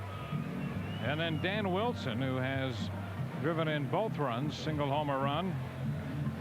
Moved to second on the sacrifice. Martinez walks on 4 pitches, and now Abbott's down into the middle of the order with Ken Griffey and then Jay Buhner. And Buck Showalter on the telephone, perhaps to Mike Brown or Glenn Sherlock down in the bullpen. Center fielder, Ken Griffey. Ken Griffey Jr., whose father really is still his batting instructor, although senior is now traveling the minor leagues instructing. Ken Griffey Jr.'s brother is in the Seattle Mariners farm system. First pitch from Abbott, breaking ball way out of the strike zone. He's behind Jr. And any kind of threat here by the Mariners to add to this 2-1 lead looms very big, because Randy Johnson is Abbott's pitching opponent tonight. And I'll tell you, if Randy Johnson doesn't finish with a lead for whatever reason, he's a high pitch total pitcher. Bobby Ayala has really been polishing off hitters out of the bullpen with that great forkball. Randy Johnson sitting enjoying a 2-1 lead, with the Mariners threatening again here in the 5th.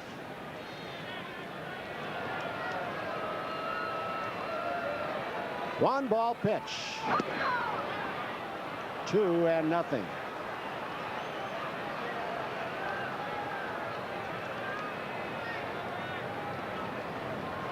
Abbott a little disappointed. He was hoping to get the strike zone and get that last call. He thought it might have been in there. That zone a couple of inches above the belt is just not there as far as a pitcher's concerned. And Junior likes the ball to go down and get the ball. Hit in the right field corner. It will hook foul. He didn't hit it well. It was out in front. He hooks it foul. 2 balls, 1 strike now to Junior. You should be in pinstripes. I do not think we will see that day.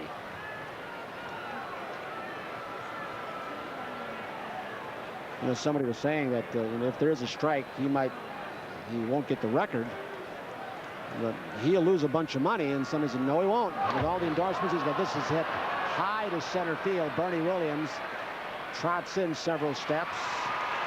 Junior out in front again. The front shoulder pulling off just a little bit. Looked like he was trying to pull the ball and got it off the end. There are 2 outs. You know, if there's a strike, guys like Ken Griffey Jr. and some of the other superstars, they don't lose money because they've got so much money coming in for outside endorsements. I mean, he's got a candy bar after him and shoe contracts and all else.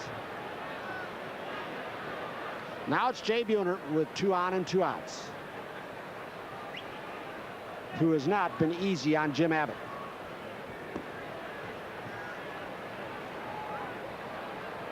Mariners with 1 run home here in the 5th, and Jim Abbott trying to prevent a big inning with the Mariners leading 2-1. This is too low and wide.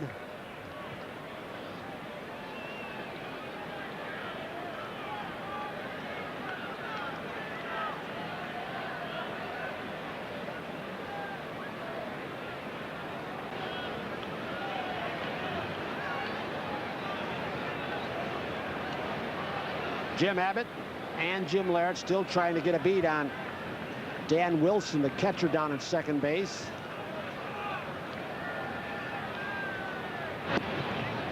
Two and nothing. Abbott behind Buhner.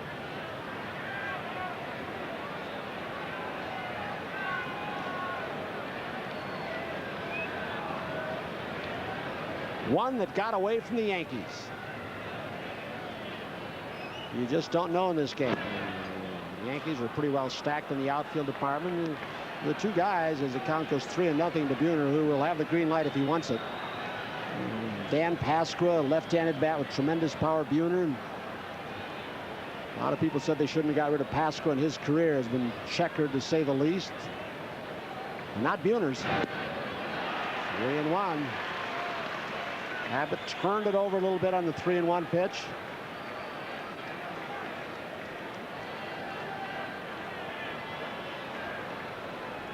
He doesn't have any easy swings, does he?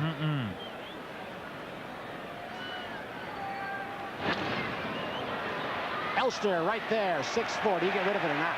Wow. Took about 4 quick strides to his right as it looked like it was going to shoot through when it got by Velarde. Kevin Elster with a fine, fine play.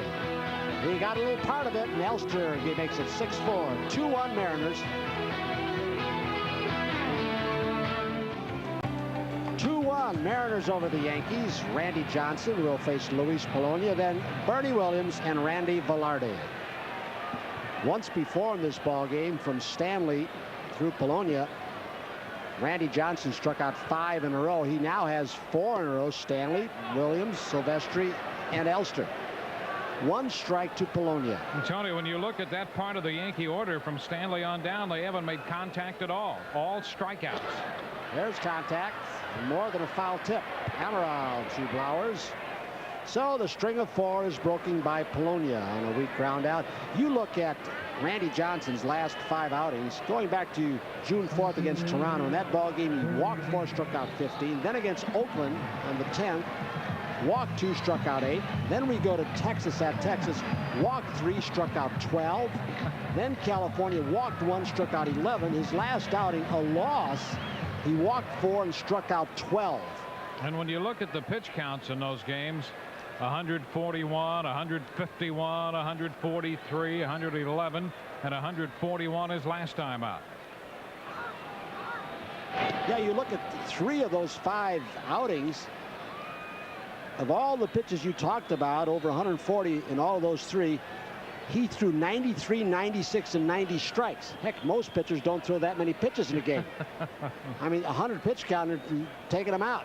1 strike to Bernie. This is fouled off out of play.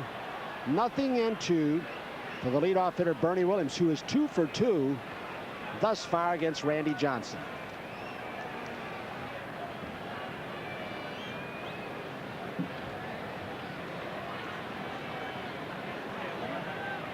It took Randy Johnson a while to not only gain the confidence in himself and of the strike zone, but to learn his delivery, where he can now, you see him on the mound, throw a pitch wide, and he's making adjustments on the fly without help from the pitching coach. It's just missed. A ball and 2 strikes to Bernie Williams. You can see right there, 0-2, and Sammy Ellis becomes a tremendous admirer. He's just talking about how awesome Randy Johnson has become. You can see that 0-2 pitch. Wilson set up high and tight, and that's right where Randy Johnson threw it. Moved his feet, got him off the plate. Little cut fastball or slider. Amaral's away at second base. There are 2 outs here in the bottom of the 5th. Randy Johnson running that ball in on Bernie's fist. After Bernie had picked up a couple hits his first 2 trips up there. Pops out this time. Now it's Randy Velarde, also 2 for 2 in this ball game against Randy Johnson. You know, this is one of those days where Mattingly still getting a rest with that sore forearm. The injection still a little sore, breaking ball way inside. But Don Mattingly, the guy who hits Randy Johnson pretty well. You cannot say that again, I don't think, for any other left-hander in the American League. Well, when you look at the total opposition average, it's 209 against Randy Johnson, and then you break it down lefty righty. Yeah. This might flare in the right field corner. Long run for Buhner. With 2 outs, Velarde will try it. It's a 2-base hit as it bounces in. So with 2 outs, Velarde now 3 for 3 against Randy Johnson. How about that for a night? Randy Velarde, 2 singles, and now on this fastball, around a little late, but he got it fair up the right field line. And the Yankees have a man in scoring position with 2 outs. Just checking left-handed hitters, 167 against Randy Johnson this year. Right-handed hitters only 213.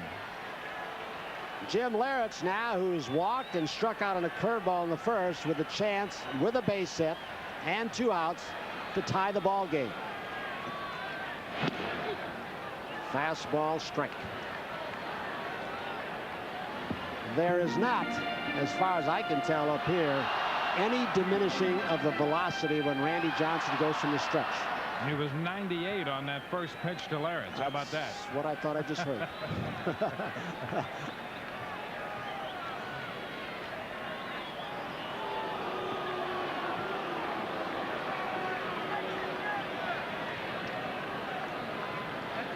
11 hits in the ball game. The Yankees have 6, but the Mariners have the lead 2-1. Backdoor breaking ball. Boy, that's been a pretty pitch for him. 0-2 to Jim Leyritz. That is the breaking ball that Sammy Ellis says. That is the short breaking ball. And then to finish hitters off, he throws what Sammy Ellis says his power breaking ball.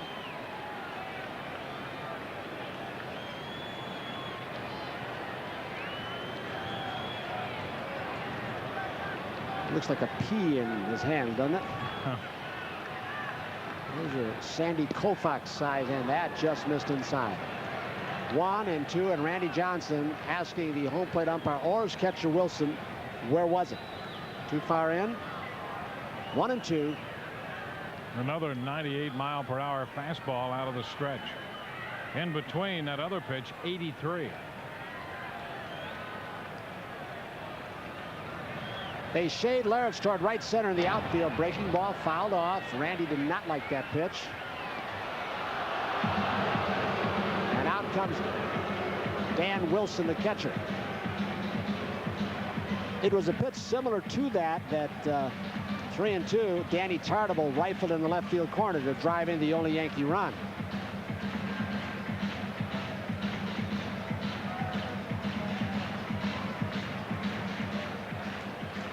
Velarde's at second with 2 down.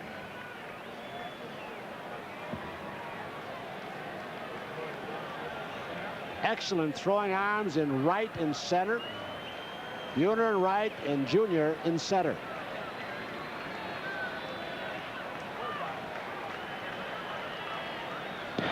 Too high, 2-2.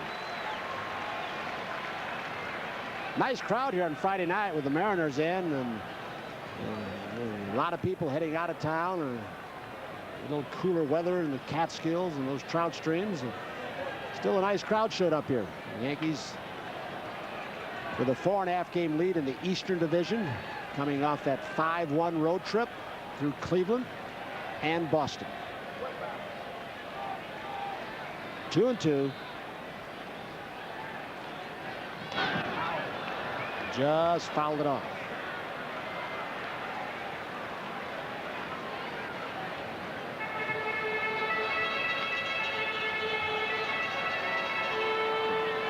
Randy Johnson now returns 2 baseballs to the home plate umpire Tim Sheeta. 97 pitches. That's nothing for Randy Johnson so far.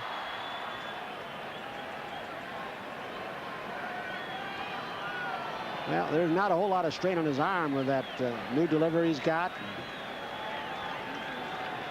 As tall as he is, generates a lot of leverage, takes the strain off his arm. There's Velarde at second. Breaking ball got him. Wow, what a hook. Randy Johnson just gets his 11th strikeout. We are only through 5 here at the stadium, with the Mariners leading it 2-1.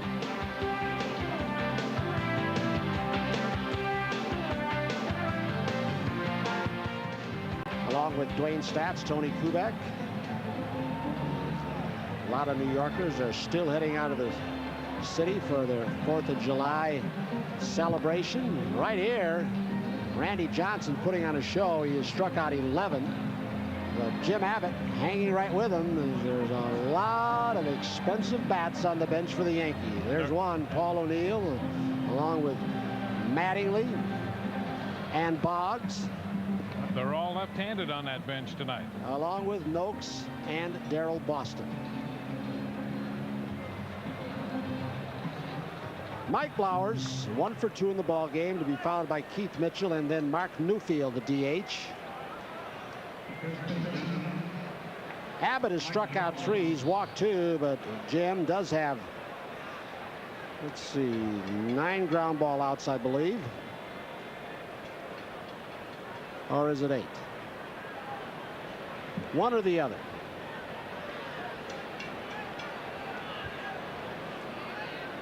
Play ball allows to pull in the infield. It's a called strike. You see Elster set up. He made a fine play on Buhner to finish off the inning and strand 2 base runners for Jim Abbott. Hit deep to left. It is going back toward the monument. It is in the glove of Luis Polonia.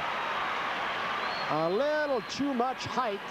It threw a scare into Jim Abbott and the Yankee fans. Yes. Watch Blowers here as he keeps that head on the ball. Hit it hard, deep, but didn't quite get the carry once it got out there to left. Right in the Death Valley area, which used to be about 403 feet right behind that. And then it went out to 457 in deep left center field. Now it's Mitchell. 2 ground outs thus far. This fists him. Stanley back. He's got it. 2 outs. Nice play by Stanley, who's making his first start of the year at first base tonight. And goes back to get it. Second start, I think. Yeah, in fact, yeah, he'd made 1 other. Mike was a little critical in that 6-5 game when the Yankees had the lead. They lost it in that last inning, or in the 8th inning up in Boston, and Damon Berryhill scored from third base, and Mike has said he took some of the blame, said I should have gone home. In that situation, at least taking a shot with Berryhill running on the slow chopper. So he made his first start last night up in Boston and then back at first tonight. 2 out for the DH, Mark Newfield. He has not gotten the ball out of the infield yet. That misses inside from Jim Abbott. Abbott's high tonight, 87 miles per hour.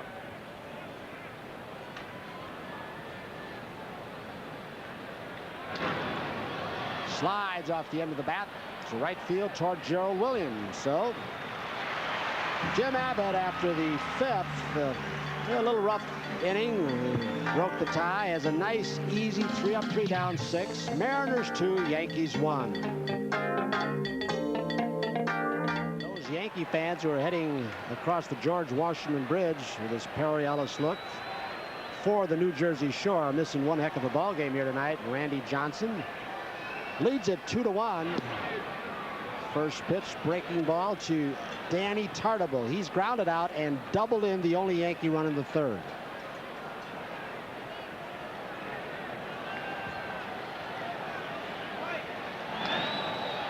This is foul out of play. 0-2 to Tartabull. In 1992, Randy Johnson led the American League with 241 strikeouts, but he also led the league in walks for the 3rd consecutive year when he walked 144. Last season, he struck out 308 and walked just 99. Is that incredible? That's Sandy Koufax territory. Way out of the strike zone. 1 ball, 2 strikes to Danny Tartabull. That one got away from him a little bit. Number 101 on the night. The kind of pitch in last year's All-Star game that John Kruk really enjoyed. Yeah, but that one was 95. 1-2 to Danny. Breaking ball, right center field, high in the air. Griffey and Buhner. Jay Buhner's got it.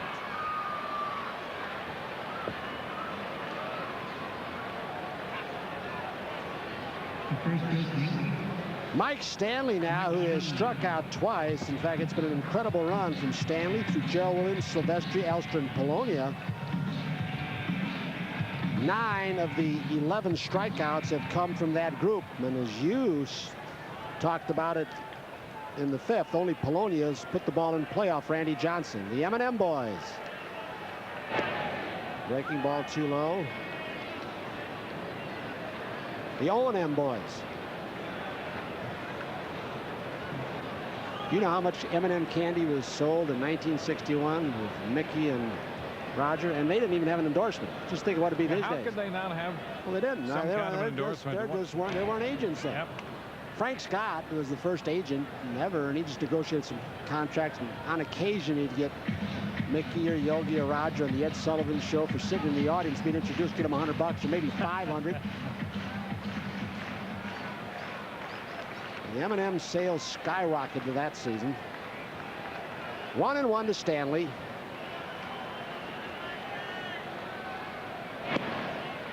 That breaking ball just missed. 2-1. Stanley struck out on the breaking ball in the first, and then Johnson got him on the fastball in the third for his 7th strikeout. Comes up and in. 2-2.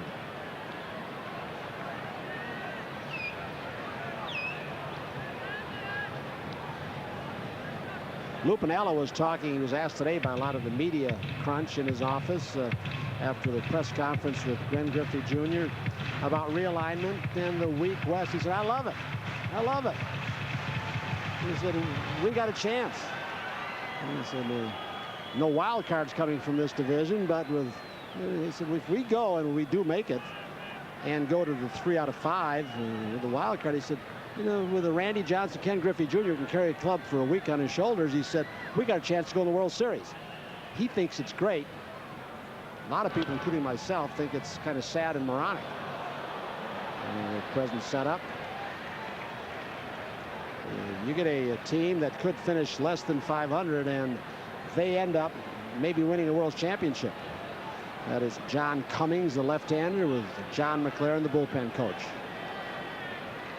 Well, the Mariners 11 games under 500 and only 2.5 out of first in their division. A prime example of what the new setup has given us.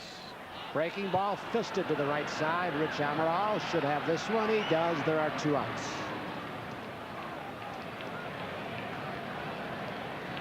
Right fielder, Gerald Williams.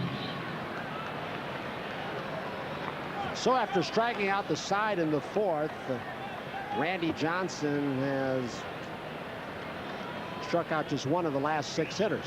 He must be tiring. Thrown a few more breaking balls, letting him put it in play. He's gotten Gerald Williams twice. First time on a changeup, the second time in the 4th on a slider.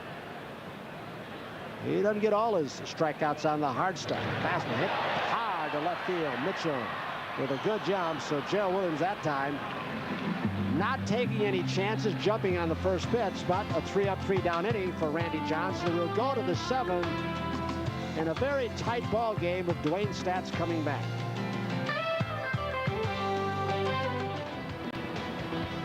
New York Yankees baseball is brought to you in part by Coors Light.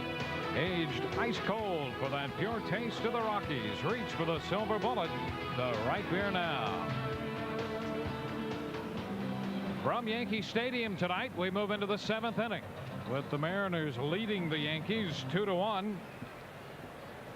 The Mariners scored in the 5th inning to break a 1-1 tie when Felix Fermin hit a sinking line drive into left that skipped by Luis Polonia for a base hit and a 2-base error. Fermin scored on Dan Wilson's single. And here in the 7th, it's going to be Fermin to lead it off again. 3rd time tonight, Fermin has opened an inning. And he fouls this one out of play. Fermin came into the game hitting .341, carrying the 6th best average in the American League, and that is now up to .343.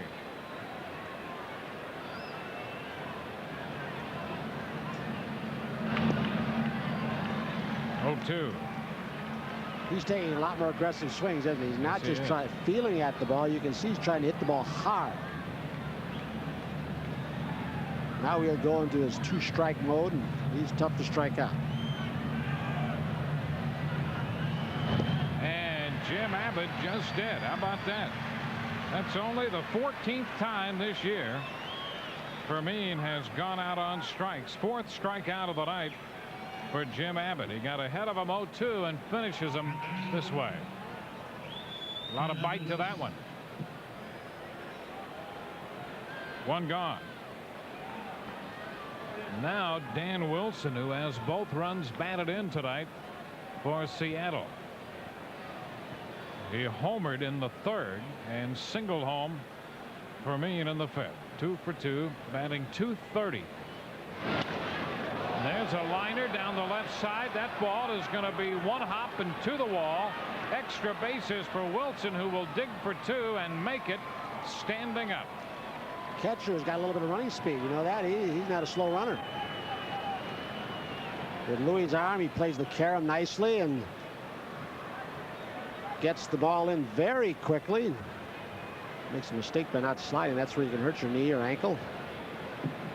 He is 3 for 3. He has half the Seattle hits tonight and both runs batted in. Now the top of the order, Rich Amaral. So how difficult is it for a catcher to get the triple? Well, that's all he needs for the cycle. That's going to be, well, I tell you, he has 2 already this year. So not as difficult as it is for some catchers, perhaps. Ground ball deep in the hole, through and into left. He will stop at third as Polonia comes up with the ball and runs it part of the way back in. A base hit. I think Elster to the got left hurt. side, and Elster diving for the ball. A little slow in returning to his spot. Let's see. Elster had a long way to go and lands very hard. You know, sometimes when you've had his problem, to land on that right elbow or right hand, that can jar that throwing shoulder, and he's had the surgeries on that shoulder. And because it wasn't to the left side of the diamond, Dan Wilson couldn't take any chances that it might be caught by the third baseman or shortstop, so he couldn't score. So trouble here with one out. Runners at first and third, and Edgar Martinez, the batting champion of just a couple years ago. He's still only 31. He's 0 for 2 with a walk in this game. Abbott misses too low, ball 1. A strikeout of Fermin to start it, then the double by Wilson. And Amaral singled into left, first and third. One of Buck Showalter's strong suits has been getting the double play turn, especially behind Abbott, and we see with Kamenicki lately. That's when they had Kelly and Gallego, very good pivot men. Too low. 2-0.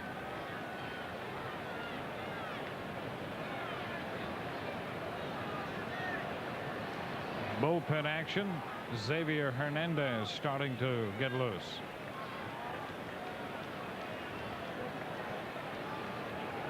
See if Lou Piniella starts him. Move over there. And Amaral is back in. We mentioned earlier tonight, Amaral has good speed. And a guy with great bat control, Edgar Martinez. And Jim Abbott, not a power pitcher. You don't swing through and miss too many pitches off him.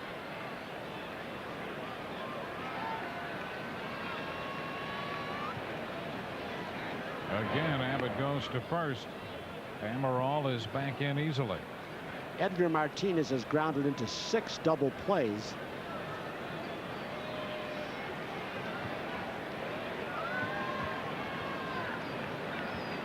Two and 0 the count.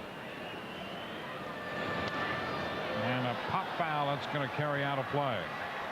The 2-0 pitch that was just fouled off, generally the pitch that a manager will let the good hitters like Edgar Martinez, as we look at the pitch count at 100 now, they let the good hitters have a good crack to go long ball or extra base hit. Then when it goes 2-1, the situation changes subtly and becomes more of a hit and run pitch. Let's see if Lou Piniella tries to do that. Silvestri cheating a lot towards second base. 2 balls and a strike. And again a move to Stanley at first. Amaral is back in.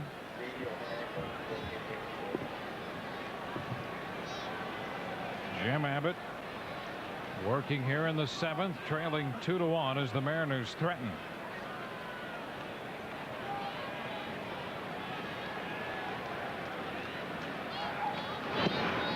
Down and in, and Martinez lays off. Was that a little slide step? Perhaps thinking hit and run and slide stepping, and then those are usually called by Billy Connors. Upset at something, whether Jimmy Abbott did that on his own, was not called, and now he gets deeper in the hole. 3-1 the count. Martinez lines it into right, a fair ball. Wilson scores, might score Amaral. They will hold him. He almost ran through the stop sign, and now the throw back to third, and he is in there. Into second goes Martinez. Martinez lining a double to right makes it 3-1, and Amaral continued to run, although Sam Perlazzo had the stop sign up at third.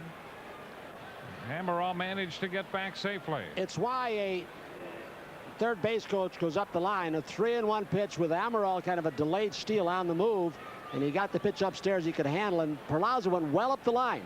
And the reason that the third base coach does this, he can wait as long as he can to make the decision. There he is, half the way up. He was wanting to see where Gerald Williams is going to throw. If Williams throws to second, he keeps him coming, but Williams throws. Now there's some kind of injury. I don't know if it's the hamstring of Martinez or not.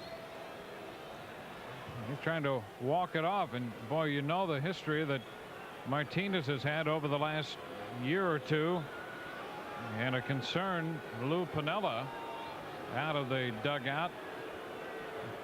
Edgar Martinez driving in his 31st run of the year with his 14th double. He's apparently all right. So Wilson scores. Amaral's at third and Martinez at second base. It's a 3-1 ball game. And how about Wilson in this game? He scored 2 runs. He has 3 hits. He's driven in 2. And Martinez apparently is all right at second.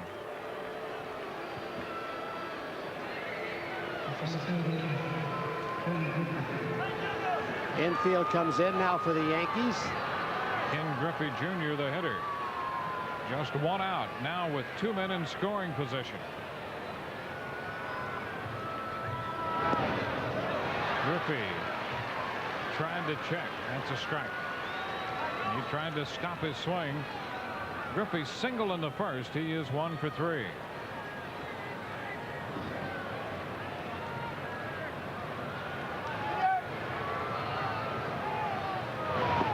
Junior's been walked intentionally 12 times this year. Jay Buhner has provided him pretty good protection.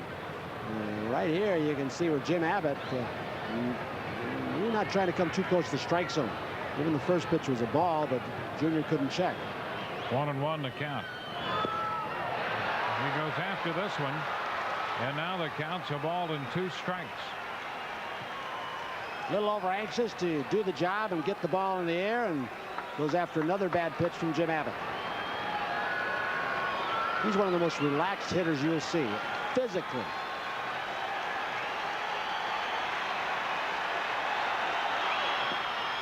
Abbott a little bit more away this time. 2 balls, 2 strikes.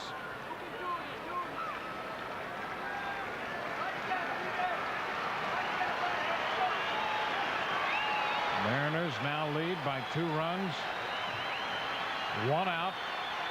2 men in scoring position, and the count is 2-2 to Ken Griffey Jr., who taps it back toward the mound. Barehanded pickup, and Abbott goes to first on a fine play. Abbott to Stanley to get Ken Griffey Jr. in the runner's hole. Abbott came down barehanded, turned and threw. Watch what he does first. He fields it barehanded. He looks to see if the runner's coming from third. Griffey has good speed. Didn't quite show you the part where he's looking to make sure that the runner, Amaral, is not coming in off third base.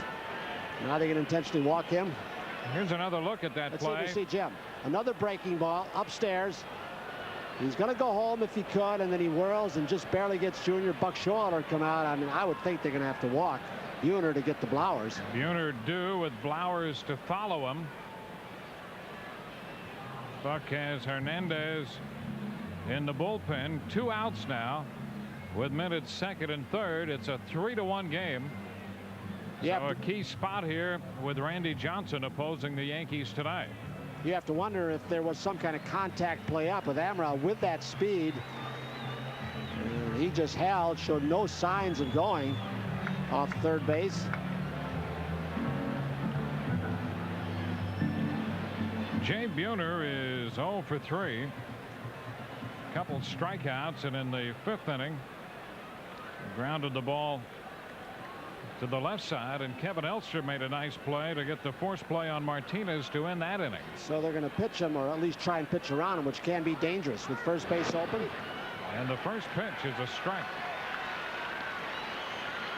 Buhner already has 2 long home runs this year off Abbott. That came here back in April. He has struck out twice in this ball game against Jim. 1 strike to count. Abbott goes wide with him. 1 ball, 1 strike. He might get him out, but I still think the play is to intentionally walking.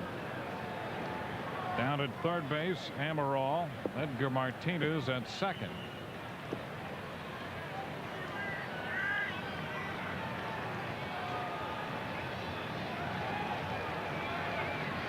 Here it is. Too low. 2 balls, 1 strike. Just keeps trying to shoot the outside corner, backdoor the breaking ball. Get Buhner perhaps to go after a bad pitch.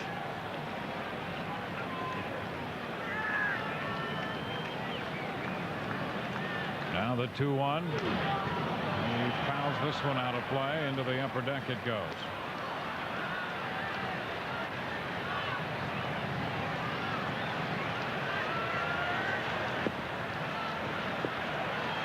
The Mariners have added a run in the 7th. It's a 3-1 ball game.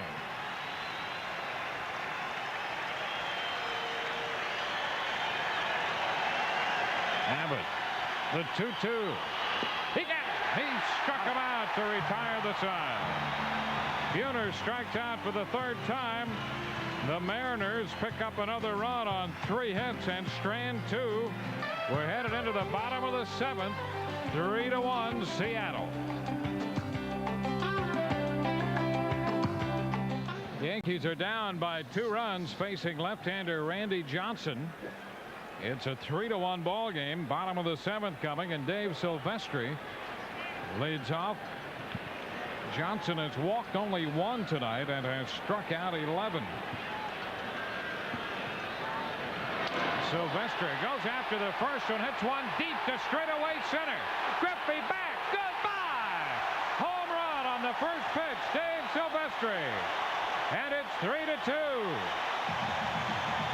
Silvestri jumped on the first pitch and belts it out right down the middle to center field.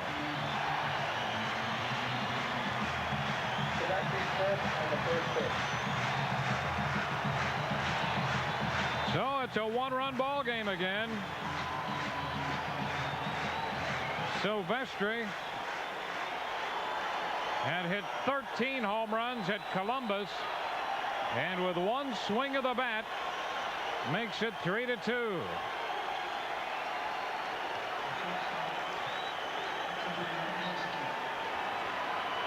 Here's Kevin Elster, and he fouls this one back, strike 1. He turns it around, 93-mile-per-hour fastball. Dave Silvestri with the unenviable position of trying to catch up first with Roger Clemens' fastball in Boston. And this time, after 2 strikeouts against Randy Johnson, he catches up to that low sinking looking fastball. 2 strikes here on Elster. Well, the bottom part of the order really has done nothing at all against Randy Johnson, with the exception of that home run. It was a problem just making contact against the Seattle left-hander. That was the 5th spot on down. That was the 10th home run that Randy Johnson has given up. And home runs don't cost him as much like they did a few years ago, because now walking as few as he did last year, less than 100, and again this year, they're usually solo shots. Elster is out on strikes for the 3rd time. 12 strikeouts for Randy Johnson. 1 out in the 7th.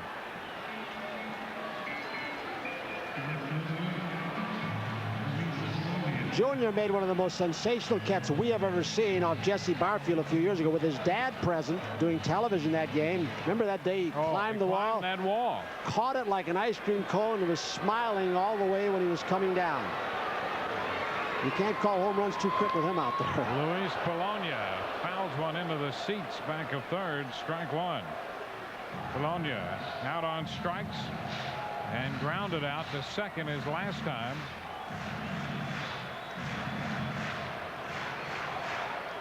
A one-run ball game.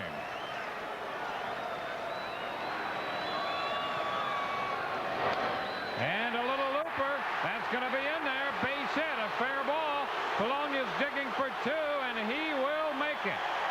Johnson tried to drop down that time, and Polonia stayed in there enough to loop it just fair. Back of third. Luis will be bailing a little bit. You can see the tailgate fly, but the ball stayed upstairs, and Luis just stayed with it. Even though his backside flew out, he kept his head on the ball. Here comes Piniella. So Polonia picking up his 13th double of the year. Batting ninth tonight against the left-hander Johnson, and he utilizes his speed to leg out a double. So the Yankees have the potential tying run at second base with one out. And the top of the order coming up.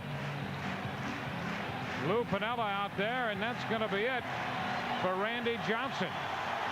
He had just gotten, I believe, Bobby Ayala up, who has been their closer. So Johnson is gone after 6 1/3. He strikes out 12 tonight and is not very happy.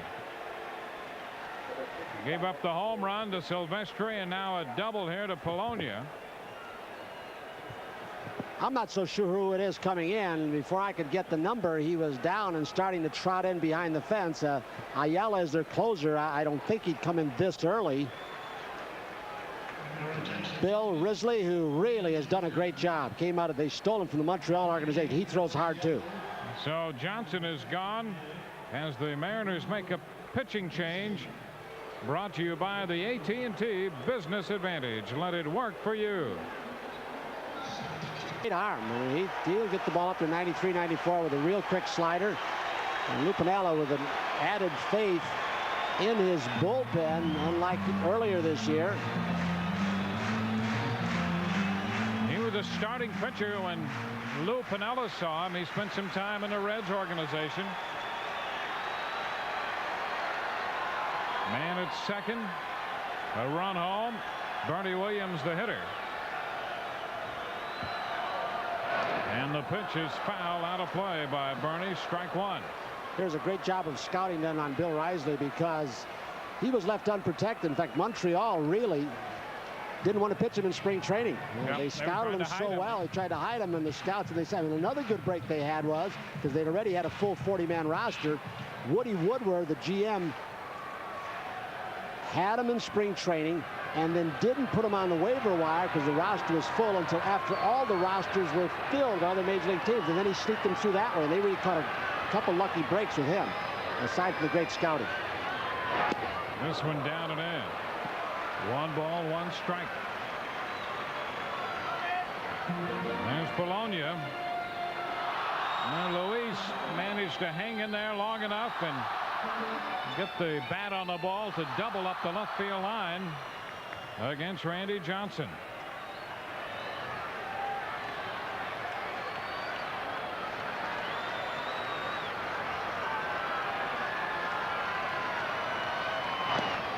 Too close. 2 balls and a strike. Well, we told you earlier the raft of left-handed pinch hitters that Buck Showalter has in his bench, 5 of them.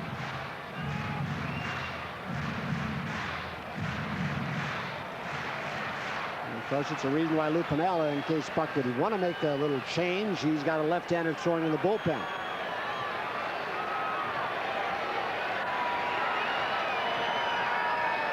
Randy Velarde due next.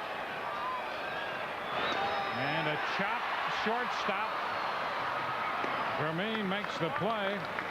And on the play to first Polonia advances to third. Read well by Luis Polonia when he saw the first high hop.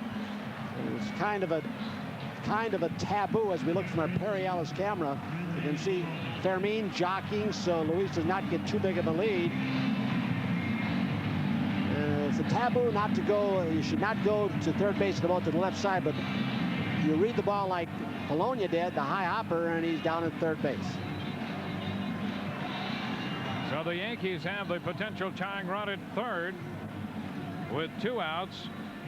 And Randy Velarde, who was 3 for 3 off Randy Johnson, will now face the right-hander Bill Risley here in relief of Johnson. Randy up to 293 now.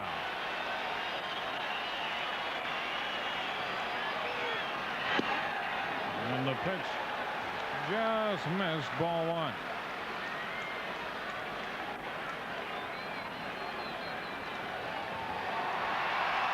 Ridgely averaging more than a strikeout per inning pitched.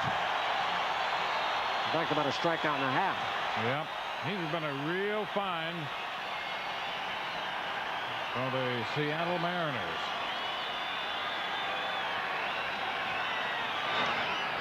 Foul ball back, and the count is 1-1. He's just one of those fellas whom Lou Piniella had seen when he was at Cincinnati, and when Woody Woodward said they might have a chance to get him, they asked Lou about him. He said, grab him with that kind of an arm. Same as Bobby Ayala. Yep. Lou had him over there, too. Didn't have much control. He does now, though.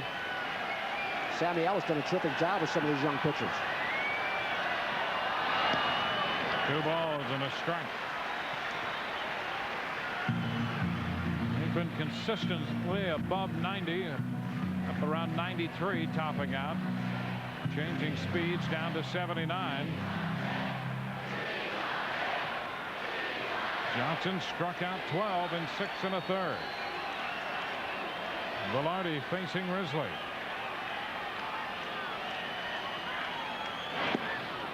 Too low. 3 balls and a strike. One of the areas Randy Velarde's had trouble is hitting with men in scoring position. A lot of it because he gets impatient. And it's one thing that Rick Down is working. Wait up until 2 strikes till you get your pitch after you get the scouting report. The new pitcher coming in. He's worked the count in his favor right now. 3-1. It is from Risley. To Velarde. Foul out of play. Into the upper deck it goes. Silvestri opened this inning with a home run to dead center on the first pitch. He connected off Randy Johnson. Elster struck out. Polonia doubled. That was it for Johnson. He was up in the neighborhood of 115 pitches.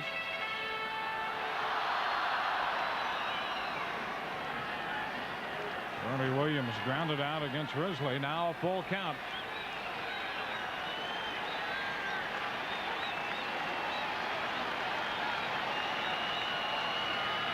Here it is.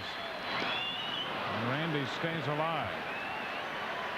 Risley's got enough on his fastball that he can pitch upstairs. You can see that by Velarde. Pitches right around the belt. Just can't center them. Fouling them back.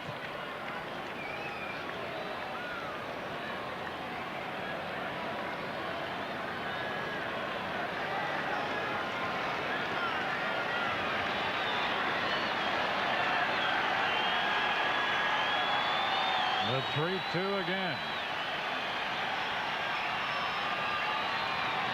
Here it is. And a swing and a miss. Velarde chases a high fastball. Risley strikes out Velarde, and the Yankees settle for the run on the home run by Silvestri. 2 hits and a man left. At the end of 7, 3-2 Seattle.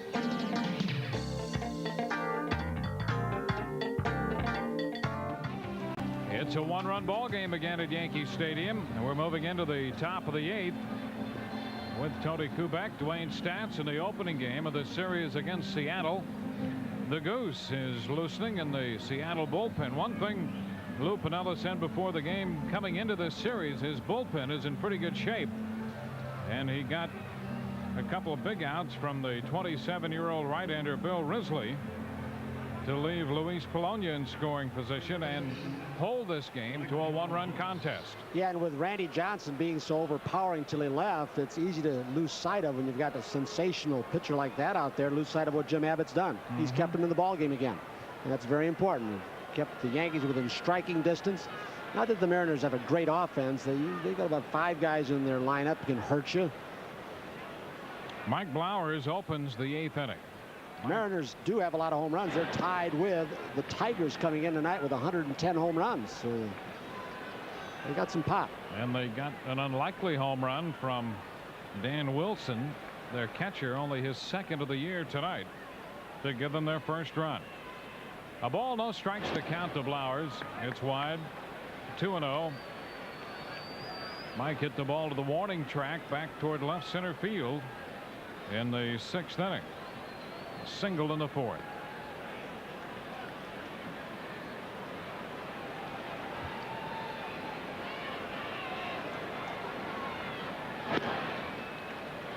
There's ball 3.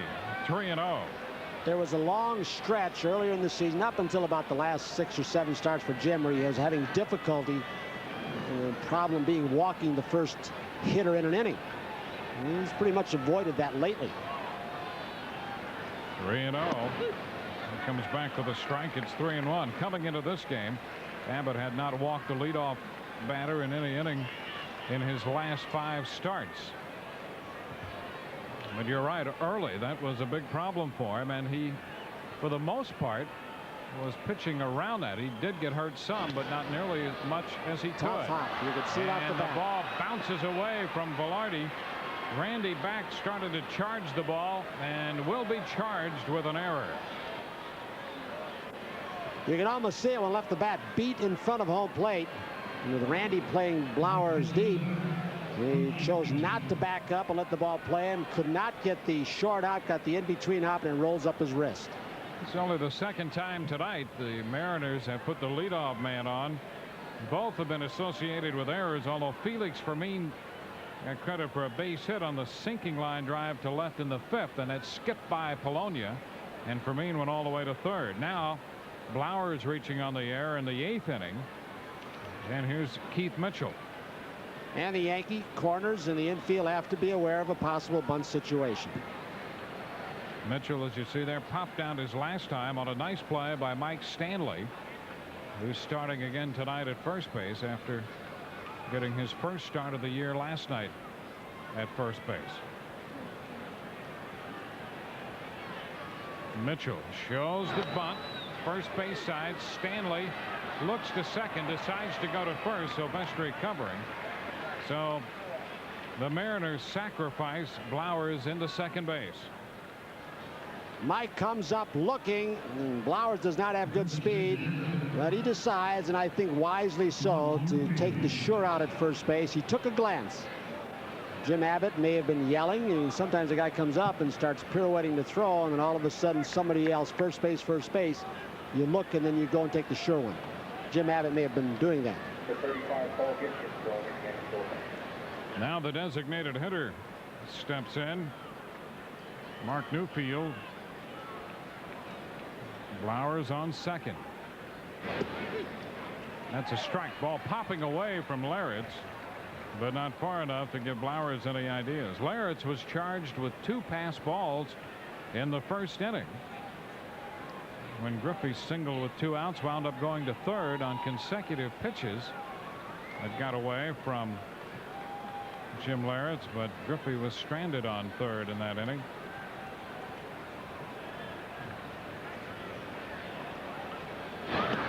Down and in, and the count is 1-1. Dan Wilson was also charged with a pass ball tonight early in the game in the 3rd. There's Paul Gibson throwing in the Yankees bullpen. We had a dandy game tonight in the opening game of this 3-game series, first of a 10-game homestand. 2 balls and a strike.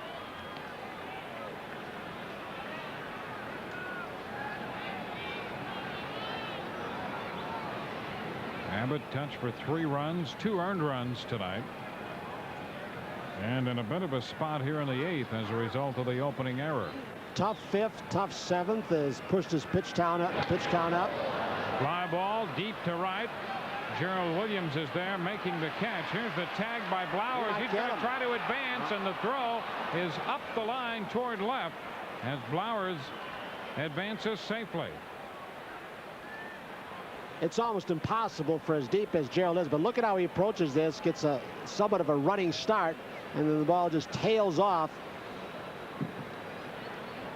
He's got a very strong throwing arm.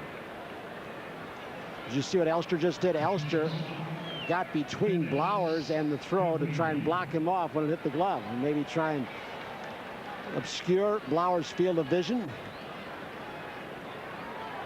Two outs. What a sly, slick devil. Just like all those shortstops. Now Felix Fermin, who has a hit and a run scored. He's hitting .341 for the year. He was jammed and fights it off, fouling it out of play. Strike one. Let's see if we can see Kevin coming into the picture. Kevin Elster. He sees the fly ball go up. Now he gets over towards second base. Nah, he didn't get far enough to obscure his vision. In a cutoff position. He's trying to line Gerald's thrower. Upstairs. Boy, that fooled Jim Leyritz. 1-1.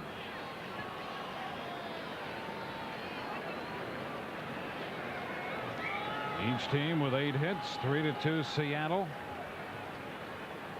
The runner at third is Blowers. And Fermin skies it foul. That's going to be out of play. One ball, 2 strikes. And I wonder if Lou Piniella or Lee Elia told Fermin, hey, look, you never strike out, but you'll never hit for average. So why don't you have good hacks so you strike out a little bit more, but at least you're going to drive the ball a little bit and maybe drive some runs in and improve your average. Because he's much more aggressive with that bat in his hands now.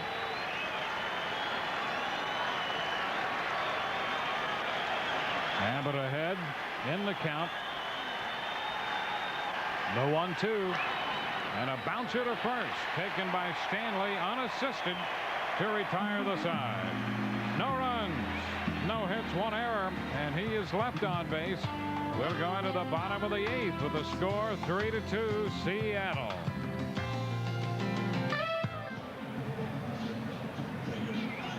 Back at Yankee Stadium. Reminder, tomorrow the series continues. That's a 1:30 first pitch. Jimmy Key and Dave Fleming. That game will be on WPIX. And those good guys, they are good guys after all. They're decent. Bobby Mercer in the scooter. Phil Rizzuto. Paul Olden along tomorrow for the middle game of this series. We'll be back with you on Sunday. That's a 1 o'clock start there. A 1:35 first pitch. Bruce Beck will be along with the Yankees scorecard at 1 o'clock on Sunday. Jim Abbott might be finished. There have been some people going on and congratulating him for keep the ball close. His pitch total's up. Perhaps for these first 3 hitters, we won't see a pinch hitter. If it's a right-handed pitcher, we might see one after that, though. Bottom of the 8th, Jimmy Leyritz leading off, facing Bill Risley, and a swing and a miss. Strike one. Risley came on to get Bernie Williams on a ground ball and Randy Velarde on strikes to get out of the 7th. The Yankees have closed the gap to 1. Risley, 27-year-old right-hander. Upstairs. The count is 1-1. They like his quick little slider to right-handed hitters, especially when they're sitting on the fastball. He's thrown a couple to Jim Leyritz.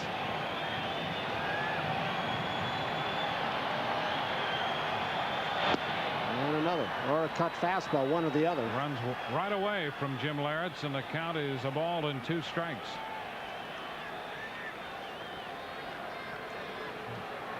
Two runs off Johnson in 6 1/3. Now Risley. And he gets Leyritz on strikes. So again, the ball moving away from Jimmy Leyritz. That they'd probably call it a cut fastball now. 30 years ago, that was what they called the true slider. Just a very short, quick break with a little downward action. Now Danny Tartabull.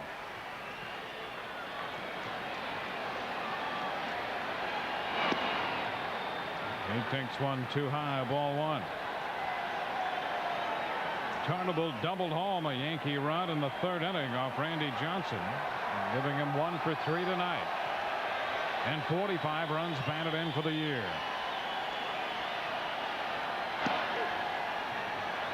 One and one the count. Interesting when you look at, there's a lot of left-handed bats with some power and a lot of good averages sitting right there. Mattingly, Boggs, and O'Neill all looking over the delivery with the best angle they can get of Risley. Ooh, a little sweeping breaking ball. Breaks over for a strike. He had Tartabull leaning away from the plate, and this one broke to catch part of the plate. The count is 1 and 2. Risley had made just a couple of big league appearances over the last couple of years. Foul out of play, and the count is 1 and 2. He got into 2 games in 3 innings last year at Montreal, and 1 game the year before that. Well, he was available this spring for any team that wanted to jump on him, and I think the Yankees may have scouted him. He's been a find for Seattle.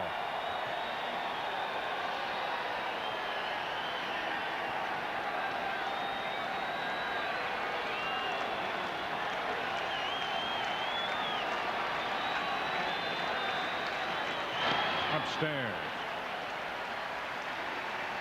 2 balls, 2 strikes. He got Velarde to chase a pitch high out of the strike zone in the 7th inning to end the frame.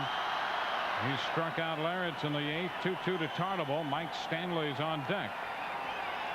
And when Risley went out to start this inning, Lou Piniella had his bullpen going. Bouncing ball foul behind Willie Randolph. Well, he had Davis, the left-hander, up. He's had both. He's got Davis Cummings up and Davis, Ayala behind him. Yep. Abbott has given the Yankees 8 innings tonight. 3 runs, 2 earned. 2-2 the count. Tartabull swings and misses. Took a little something off a breaking pitch. Up, appeared to be out of the strike zone.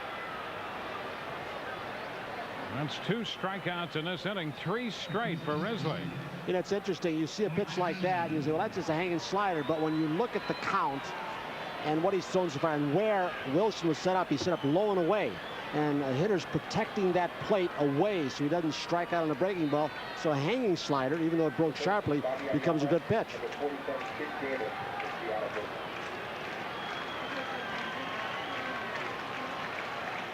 Now Mike Stanley takes one too high. Ball 1. 12 strikeouts for Randy Johnson and now 3 for Bill Risley. 15 Yankee strikeouts tonight.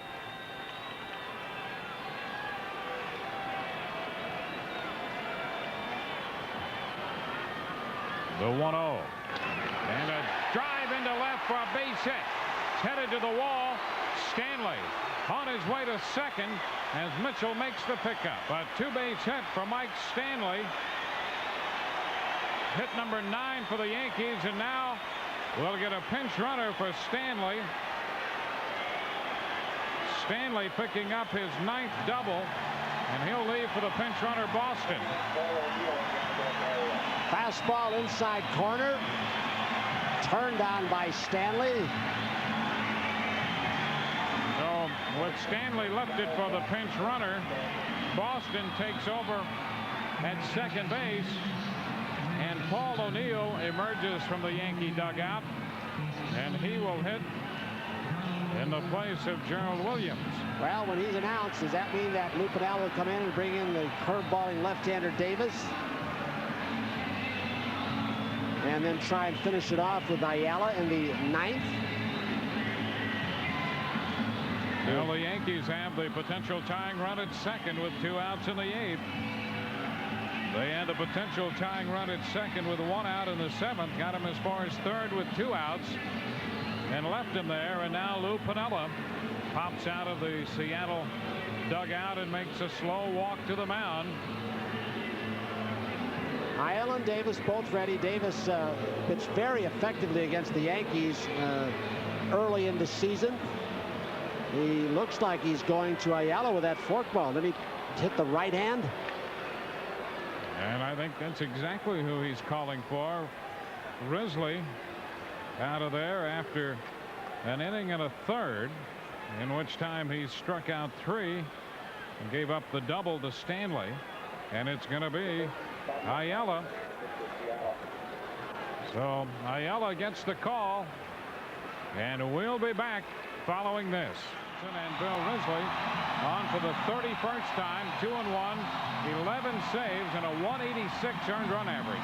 You know, we talked about Randy Johnson, who started the ball game, strikeout innings pitched. Then we talked about Risley's, but this guy Bobby Aiello, strikeout innings pitch is unreal. He has struck out 55 in 38 2/3, giving up just 1 home run and walked 16. He not only throws hard, Lou Piniella knew that when he had him at Cincinnati. He didn't know he had the kind of forkball that he's shown this year. It's devastating too, and look at the signs for Paul. Paul O'Neill pinch hitting. He's nothing of his last 16. Hitting .365 for the year. That's Boston running at second. Whoa, look out. Down he goes. Ball 1. Did he hurt himself? O'Neill went down and is taking a long time getting up. I think he knocked the wind out of Bat went himself. flying one way, and he landed flat on his back.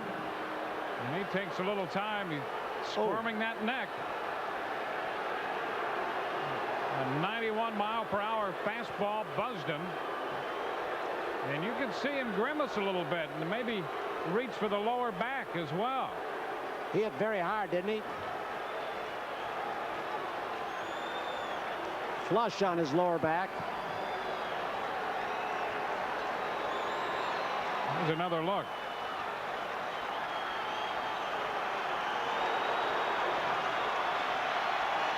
He's back in. Refocused.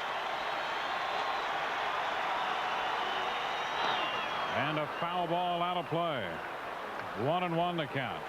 He comes right back inside with the hard stuff to O'Neill. Crank that one up to 94. Left-handed batter. Now the whole league isn't hitting very well against Aiello. You No. expect left-handers to do better. Left-handers hitting just 188 against him. Yeah, right-handers 174, left-handers 188. How about that? Upstairs. 2 balls and a strike.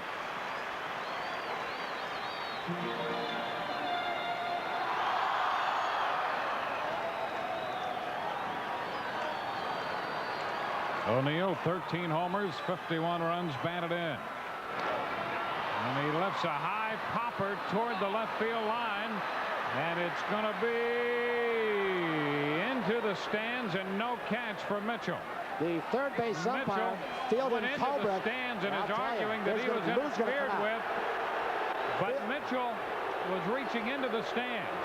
Field and Culbreth, the rookie umpire, was running down the line. Now Lou is asking another umpire who perhaps had a better view. The second base umpire, Dankinger, comes over as Lou is arguing. He says somebody else had to see it. That in Lou's mind, he figures the fan reached out and that Mitchell did not reach in. You see, Mitchell is he's in the seats. stands. He's in the seats. No fan interference He there, was folks. in the stands, so there's no interference. What a try by Keith Mitchell, going in the first row. We'll see again as Mitchell goes into the stands. Yep, he's going there at his own risk. He's in the first row. Tell you, to show you how hard Aiello throws, it was a 2-ball, 1-strike pitch. O'Neill knows he's going to get a fastball and couldn't get around on it. Hits it late. But he'll get another crack at it. So the count is 2-2. Aiello wants a Boston baseball. running at second. Aiello wants to do one thing, get a baseball so he can continue the game. Now right he's idea. got one.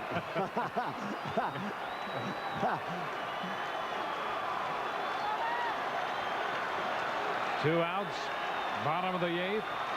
Now the 2-2. And a drive hit deep, but well foul into the upper deck down the right side. I'm not sure, but in this series, I think Ayala's thrown 2 forkballs or splitters, if you will, and both of them have not done much. I think that's what this last pitch is. It didn't really have the real drop. It's a field pitch. Sometimes it takes that man coming into the bullpen getting used to the mound and getting the feel. Now the 2-2 again, and a foul ball as O'Neill stayed alive fighting that pitch off. That was boring in on him. Well, they talk about hitters wanting to get their arms extended. With the velocity Ayala's got, if he can throw it in there, as he's thrown 3 fastballs inside, it is tough to get around on. Count still 2-2. Ayala's pitch. And a foul ball. This one bounces up and got a little piece of Paul. He's got the forkball downstairs that time for the first time. Good job to stay alive by Paul O'Neill. Boston running at second. Pinch running for Stanley, who doubled with 2 outs.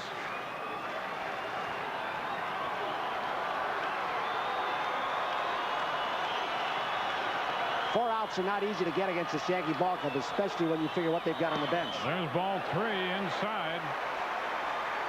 So O'Neill, battling Ayala, has run the count all the way out to 3-2 as Lou Piniella paces in the Seattle dugout. Yankees have not led tonight. They're down 3-2 now. And a 3-2 hit high and deep to right again, but foul. Another foul ball. Again, I don't believe that was his fastball. Tried to trick Paul O'Neill and got it upstairs, and he's out in front. O'Neill battling Ayala.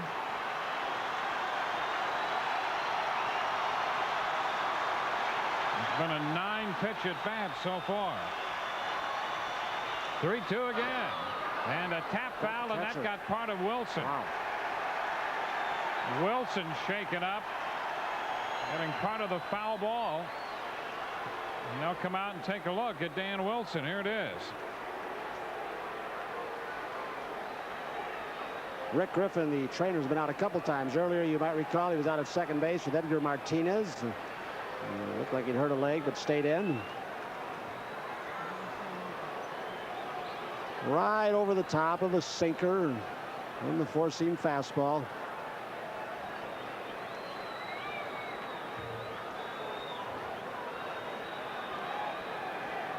That hit him on the thigh. I'm not certain where that hit him, or right on the knee.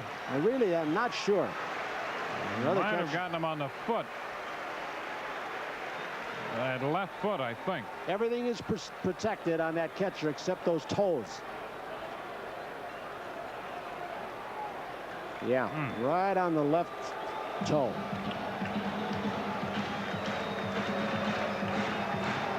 Now Wilson going to shake that one off.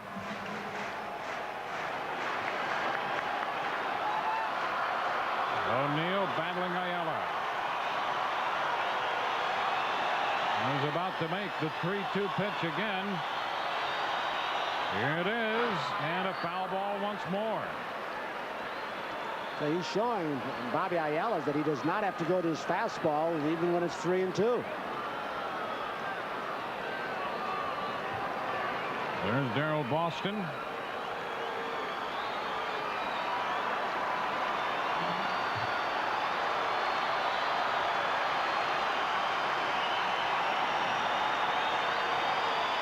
Three-two once more, and a foul ball again. Well, the Yankees have seen some arms tonight. Randy Johnson from the left side for 6 1/3. Bill Risley for an inning and a third. Now Ayala here in the 8th inning. And just what you want to do as the fans still sit perched in right field with the signs. You want to get the setup man and the closer in the first game of that 3-game series. 3-2 and a ground ball to the right side. Going to go through a base hit. Boston on his way to the plate, and this game is tied. What an at-bat for Paul O'Neill, who ties this game at 3. O'Neill continued to battle Ayala one through the right side to drive in the tying run.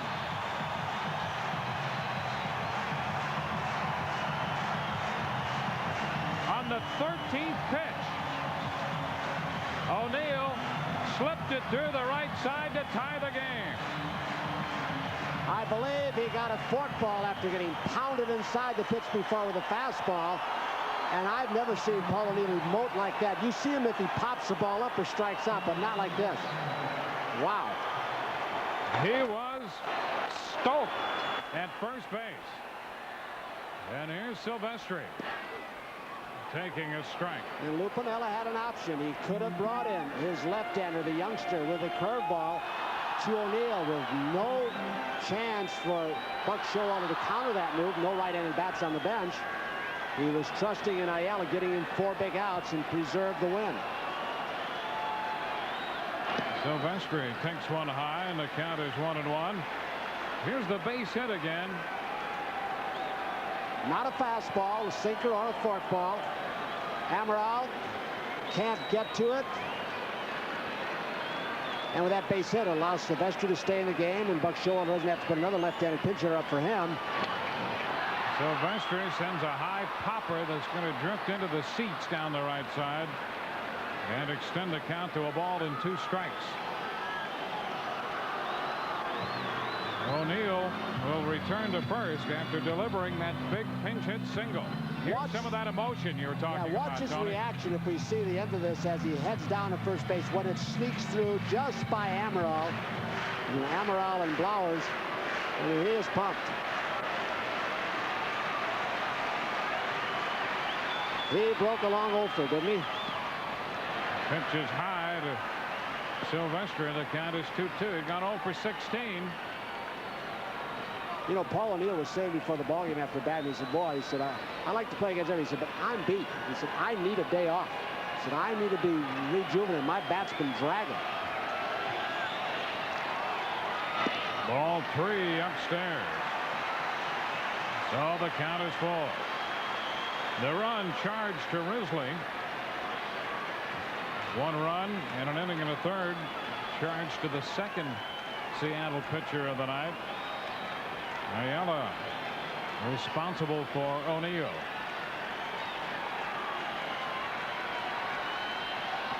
And the pitch, a swing and a miss to retire the side. But the Yankees pick up the tying run on 2 hits. The Yankees leave a man, and at the end of 8, the Yankees and the Mariners are tied 3-3.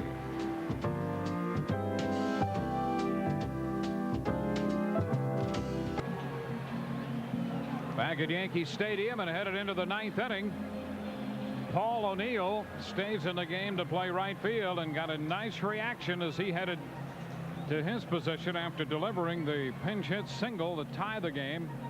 So O'Neill will stay in to play right field in the place of Gerald Williams. At first base, Jim Leyritz takes over there, moving from his catching spot, and Matt Noakes is in the game to do the catching. The Yankees will have a new pitcher. Right-hander Xavier Hernandez follows Jim Abbott to the mound. Hernandez on for the 25th time. He's 3-3 with a .593 earned run average. He pitched just 1/3 of an inning. That was yesterday in Boston, and before that it had been a long time. He hadn't pitched since the 19th of June, so they've been working on things with him. And I would imagine to try and refine that forkball a little bit and get more dip to it. And with him in the game, Tony, Reggie Jefferson will come off the Seattle bench to pinch hit for the catcher Dan Wilson. Yeah, the Yankees are probably happy that Wilson's out of the ballgame. You know, the night he's had, he's been on base 3 times. He probably wouldn't have been, but I think that getting hurt maybe got him out of the game. That foul ball he took off his left foot, and perhaps can't go anymore. So Wilson, who had homered, a single homer run, doubled and scored. And now Reggie Jefferson. Jefferson, a switch hitter, but recently has been strictly a left-handed hitter, batting .343 for the year with 7 home runs and 23 runs batted in. And this one up and in. as Jefferson Warning. How about this? ducks, and now a warning from Tim Shida. This one about 91 miles per hour. So as Paul O'Neill went down in the bottom of the 8th inning, Hernandez sails one up, and Jefferson ducked this one, and the warning has been assessed. Here's Well, you that pitch again. you can bet that the warnings have come from the league office to give warnings early. We've seen it like 3 times in the last 2 weeks. Twice with the Larry Barnett and Greg Koss crew. Once here, once in Boston, and now very quickly by Tim Shida. And a foul ball. A little piece Noakes. of Matt Noakes. So the count is 1 ball, 1 strike. A 3-3 ball game in the 9th inning. So Noakes behind the plate again, and welcome back. You see, that's the 3rd time early in the game, early in the year against Detroit, when Hernandez hit Fryman. He was ejected. He got warned one other time this year. Yeah. Now he gets warned again. So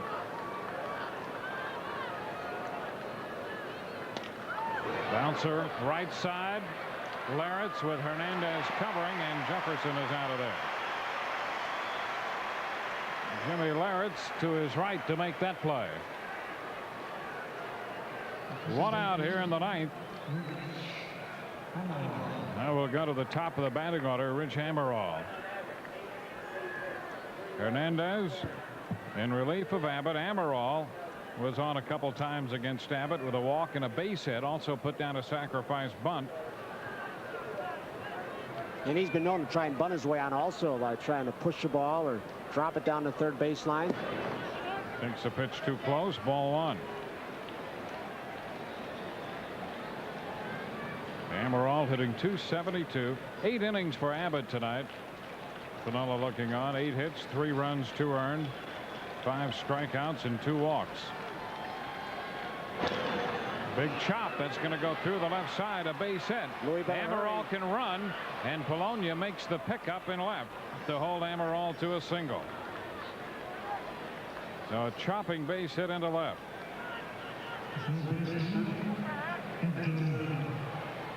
One on, 1 out for Edgar Martinez. And with a forkball pitcher on the mound and Xavier Hernandez, we could very well again see a running game.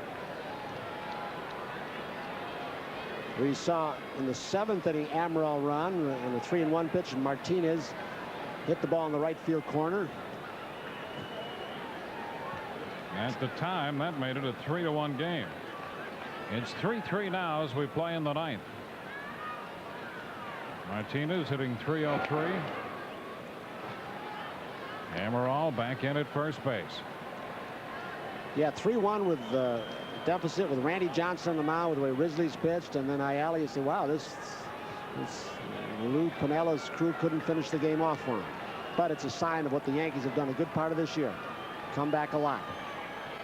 Amaral leaning a bit at first, and the pitch is in for a strike. Well, Matt Noakes hasn't done a lot of catching. Remember down at Columbus's rehab, he DH'd a little bit, caught a little bit, and then was asked to play first base 3 games in a row to get ready for up here with Mattingly's injury. So we'll see if Amaral and Lou Piniella will try to take advantage of that. Amaral back in at first base. Abbott for 8. Jefferson grounded out. Then Amaral single against Hernandez. Amaral's going. The pitch is low, and Noakes cannot handle it. So Amaral swipes a base, his 5th stolen base in 6 attempts this year. Couldn't have picked a better pitch, too. I mean, you saw the lean again. And Hernandez had the forkball grip in his glove. So Amaral steals his way into scoring position.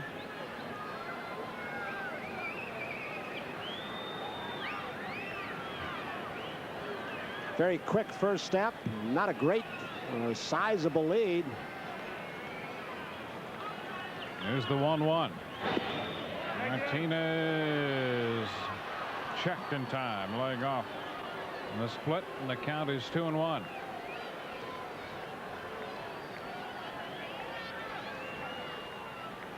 You wonder with Edgar Martinez's bat position, a little bit like Julio Franco, not as extreme, how he gets the bat through the zone, don't you? But boy, he's got that bat wrapped.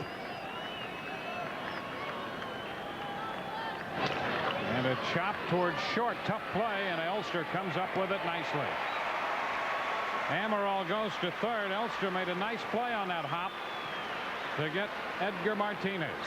I think John Heyman in his article after Elster played short up in Boston used a word that is so true of his field. He called him silky. And boy, he is that. This is not an easy hop. Looks it right in the glove.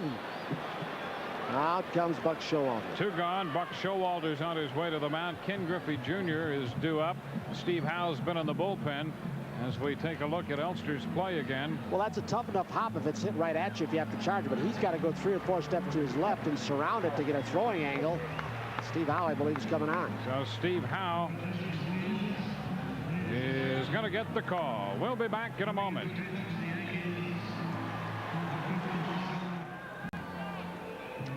Back at Yankee Stadium in the 9th, the Yankees and the Mariners tied 3-3.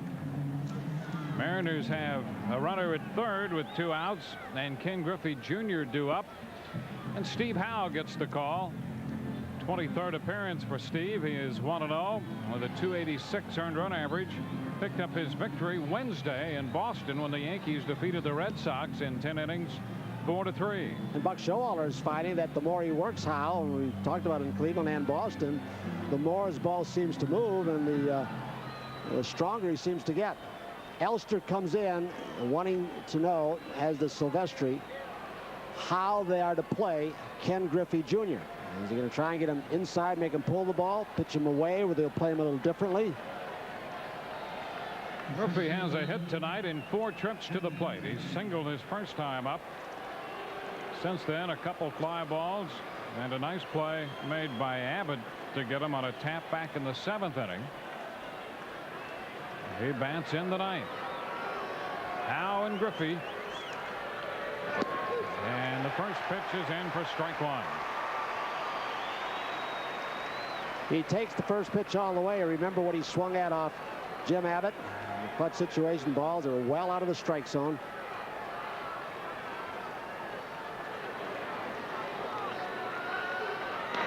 And he jammed him. Boy, did he get in. Noakes back, but that ball, well, the ball fell just on the field side of the screen and deflected. I'm not sure Noakes had a chance to get back there. I don't know if the ball was high enough. You talk about a jam shot. It's been a pitch that Ken Griffey Jr. is seeing more on. Up and in, and they try and speed up his bat there. Then he becomes vulnerable away. When he's hitting well, Dwayne, he doesn't have much trouble with left-handed pitchers. He's still hitting .290 against him this season, and he's been slumping a little bit. 2 strikes the count. What a great pitch by Howe. Pitch number 2.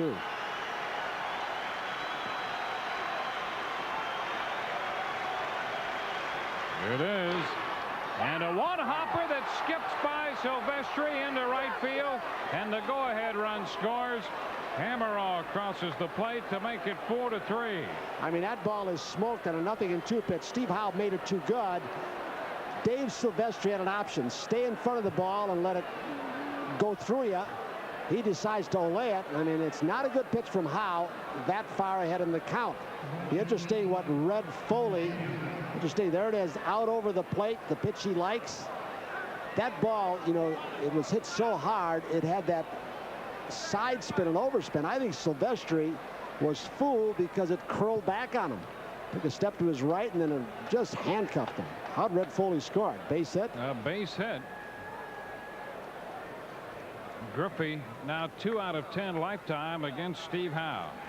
Well, they had some pretty good verbal joust. Remember last year in Seattle when he got him out and Junior said something and then Howe said something back, started coming out of the dugout.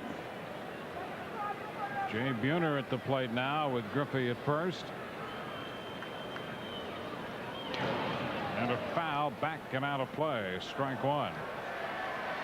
So Lou Piniella uses his speed well, giving Amaral the go-ahead on the forkball, stealing second base.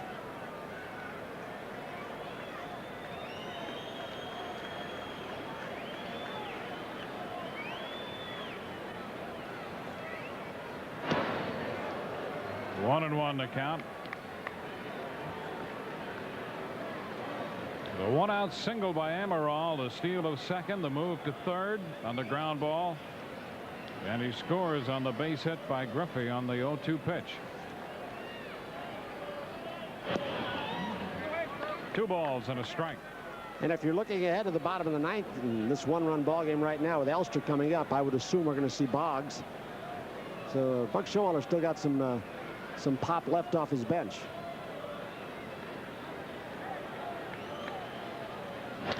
Ground ball, shortstop. Elster with the flip to Silvestri, and that retires the side. But the Mariners pick up the lead run. On 2 hits, they leave 1, and we'll go into the bottom of the ninth. 4-3 Seattle.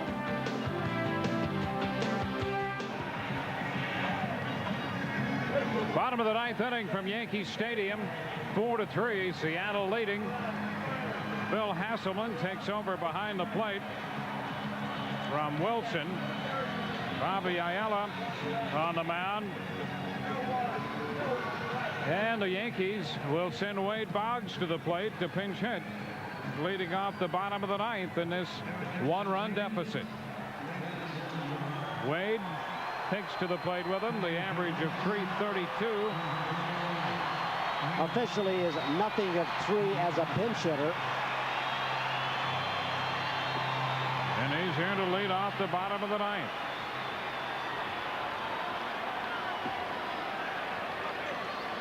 Yankees tied it in the 8th, down by 1 in the 9th. And the first pitch, Wade looks at a strike. Elster gone 0 for 3 tonight. And with the left-handed bat, Boggs available on the bench, Buck Showalter calls upon him to pinch hit. 1 ball, 1 strike. First pitch from Ayala, 92. First pitch from Howe, by the way, tonight was 93.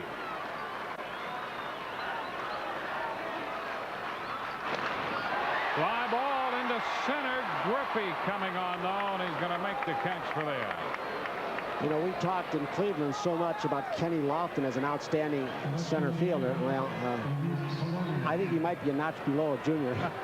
And Kenny Lofton's really good. Yeah. State of the art still up in Toronto and Devon White. But boy, when you incorporate Junior's instinct for the game, and especially that throwing arm, wow. Now Luis Polonia. The pitch is wide, ball 1. Martinez playing in at third, just in case Polonia should try to put down the bunt. He pulls away from that pitch, and it's in for a strike. 1-1. Have the Yankees seen some hard throwers tonight? Oh, and then some. Johnson, Risley, and Ayala. There's a little tap right back to the hill. And they toss to first in time. 2 quick outs here in the Yankee 9th against Ayala. And it's going to be up to Bernie Williams to try to keep this thing going for the Yankees. Lou Piniella was asked the question in the pregame press conference, does beating the Yankees mean a little more to you? He hedged a little bit. He said, oh, a win's a win, but you could just tell, and you see the way he's managed against them the last couple of years, that being back home here with his former team means a little bit more. He'll perhaps manage a little bit more and use his staff a little bit more to get that win. Bernie looks at one just off the plate, ball 1.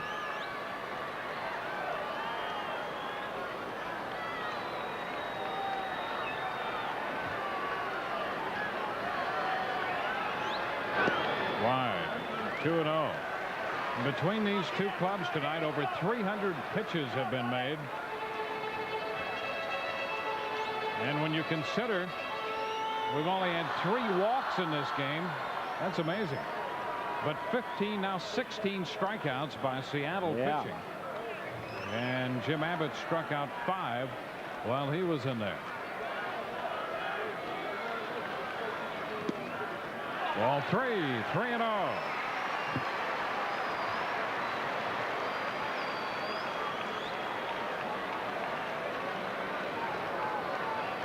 Andy Velarde hoping he'll get a chance. And there's ball 4. Ayala walks Bernie Williams, who reaches for the 3rd time tonight.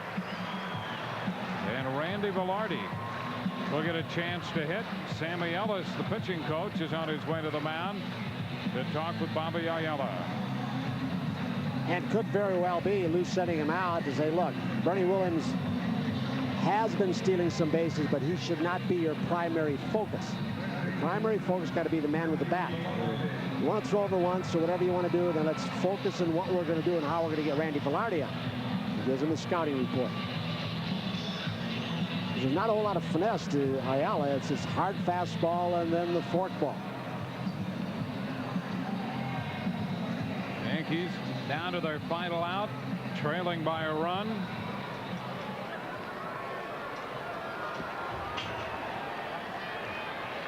Velarde 3 for 4 tonight, hitting .292. And the pitch is too high. Ball 1. Not only does he throw hard, but he's got a very deceptive delivery. You watch his leg kick, he hides the ball pretty well.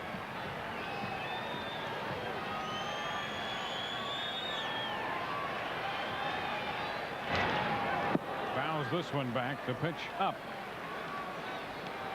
Randy, the only time he's been retired tonight came in the 7th inning when he went to 3-2 and maybe chased a pitch high out of the strike zone facing Bill Risley.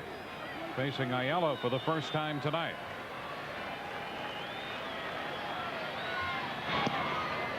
There's ball 2. It's 2-1.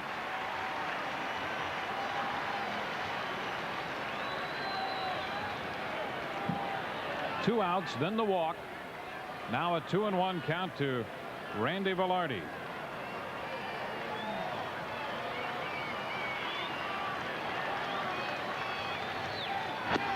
Upstairs again.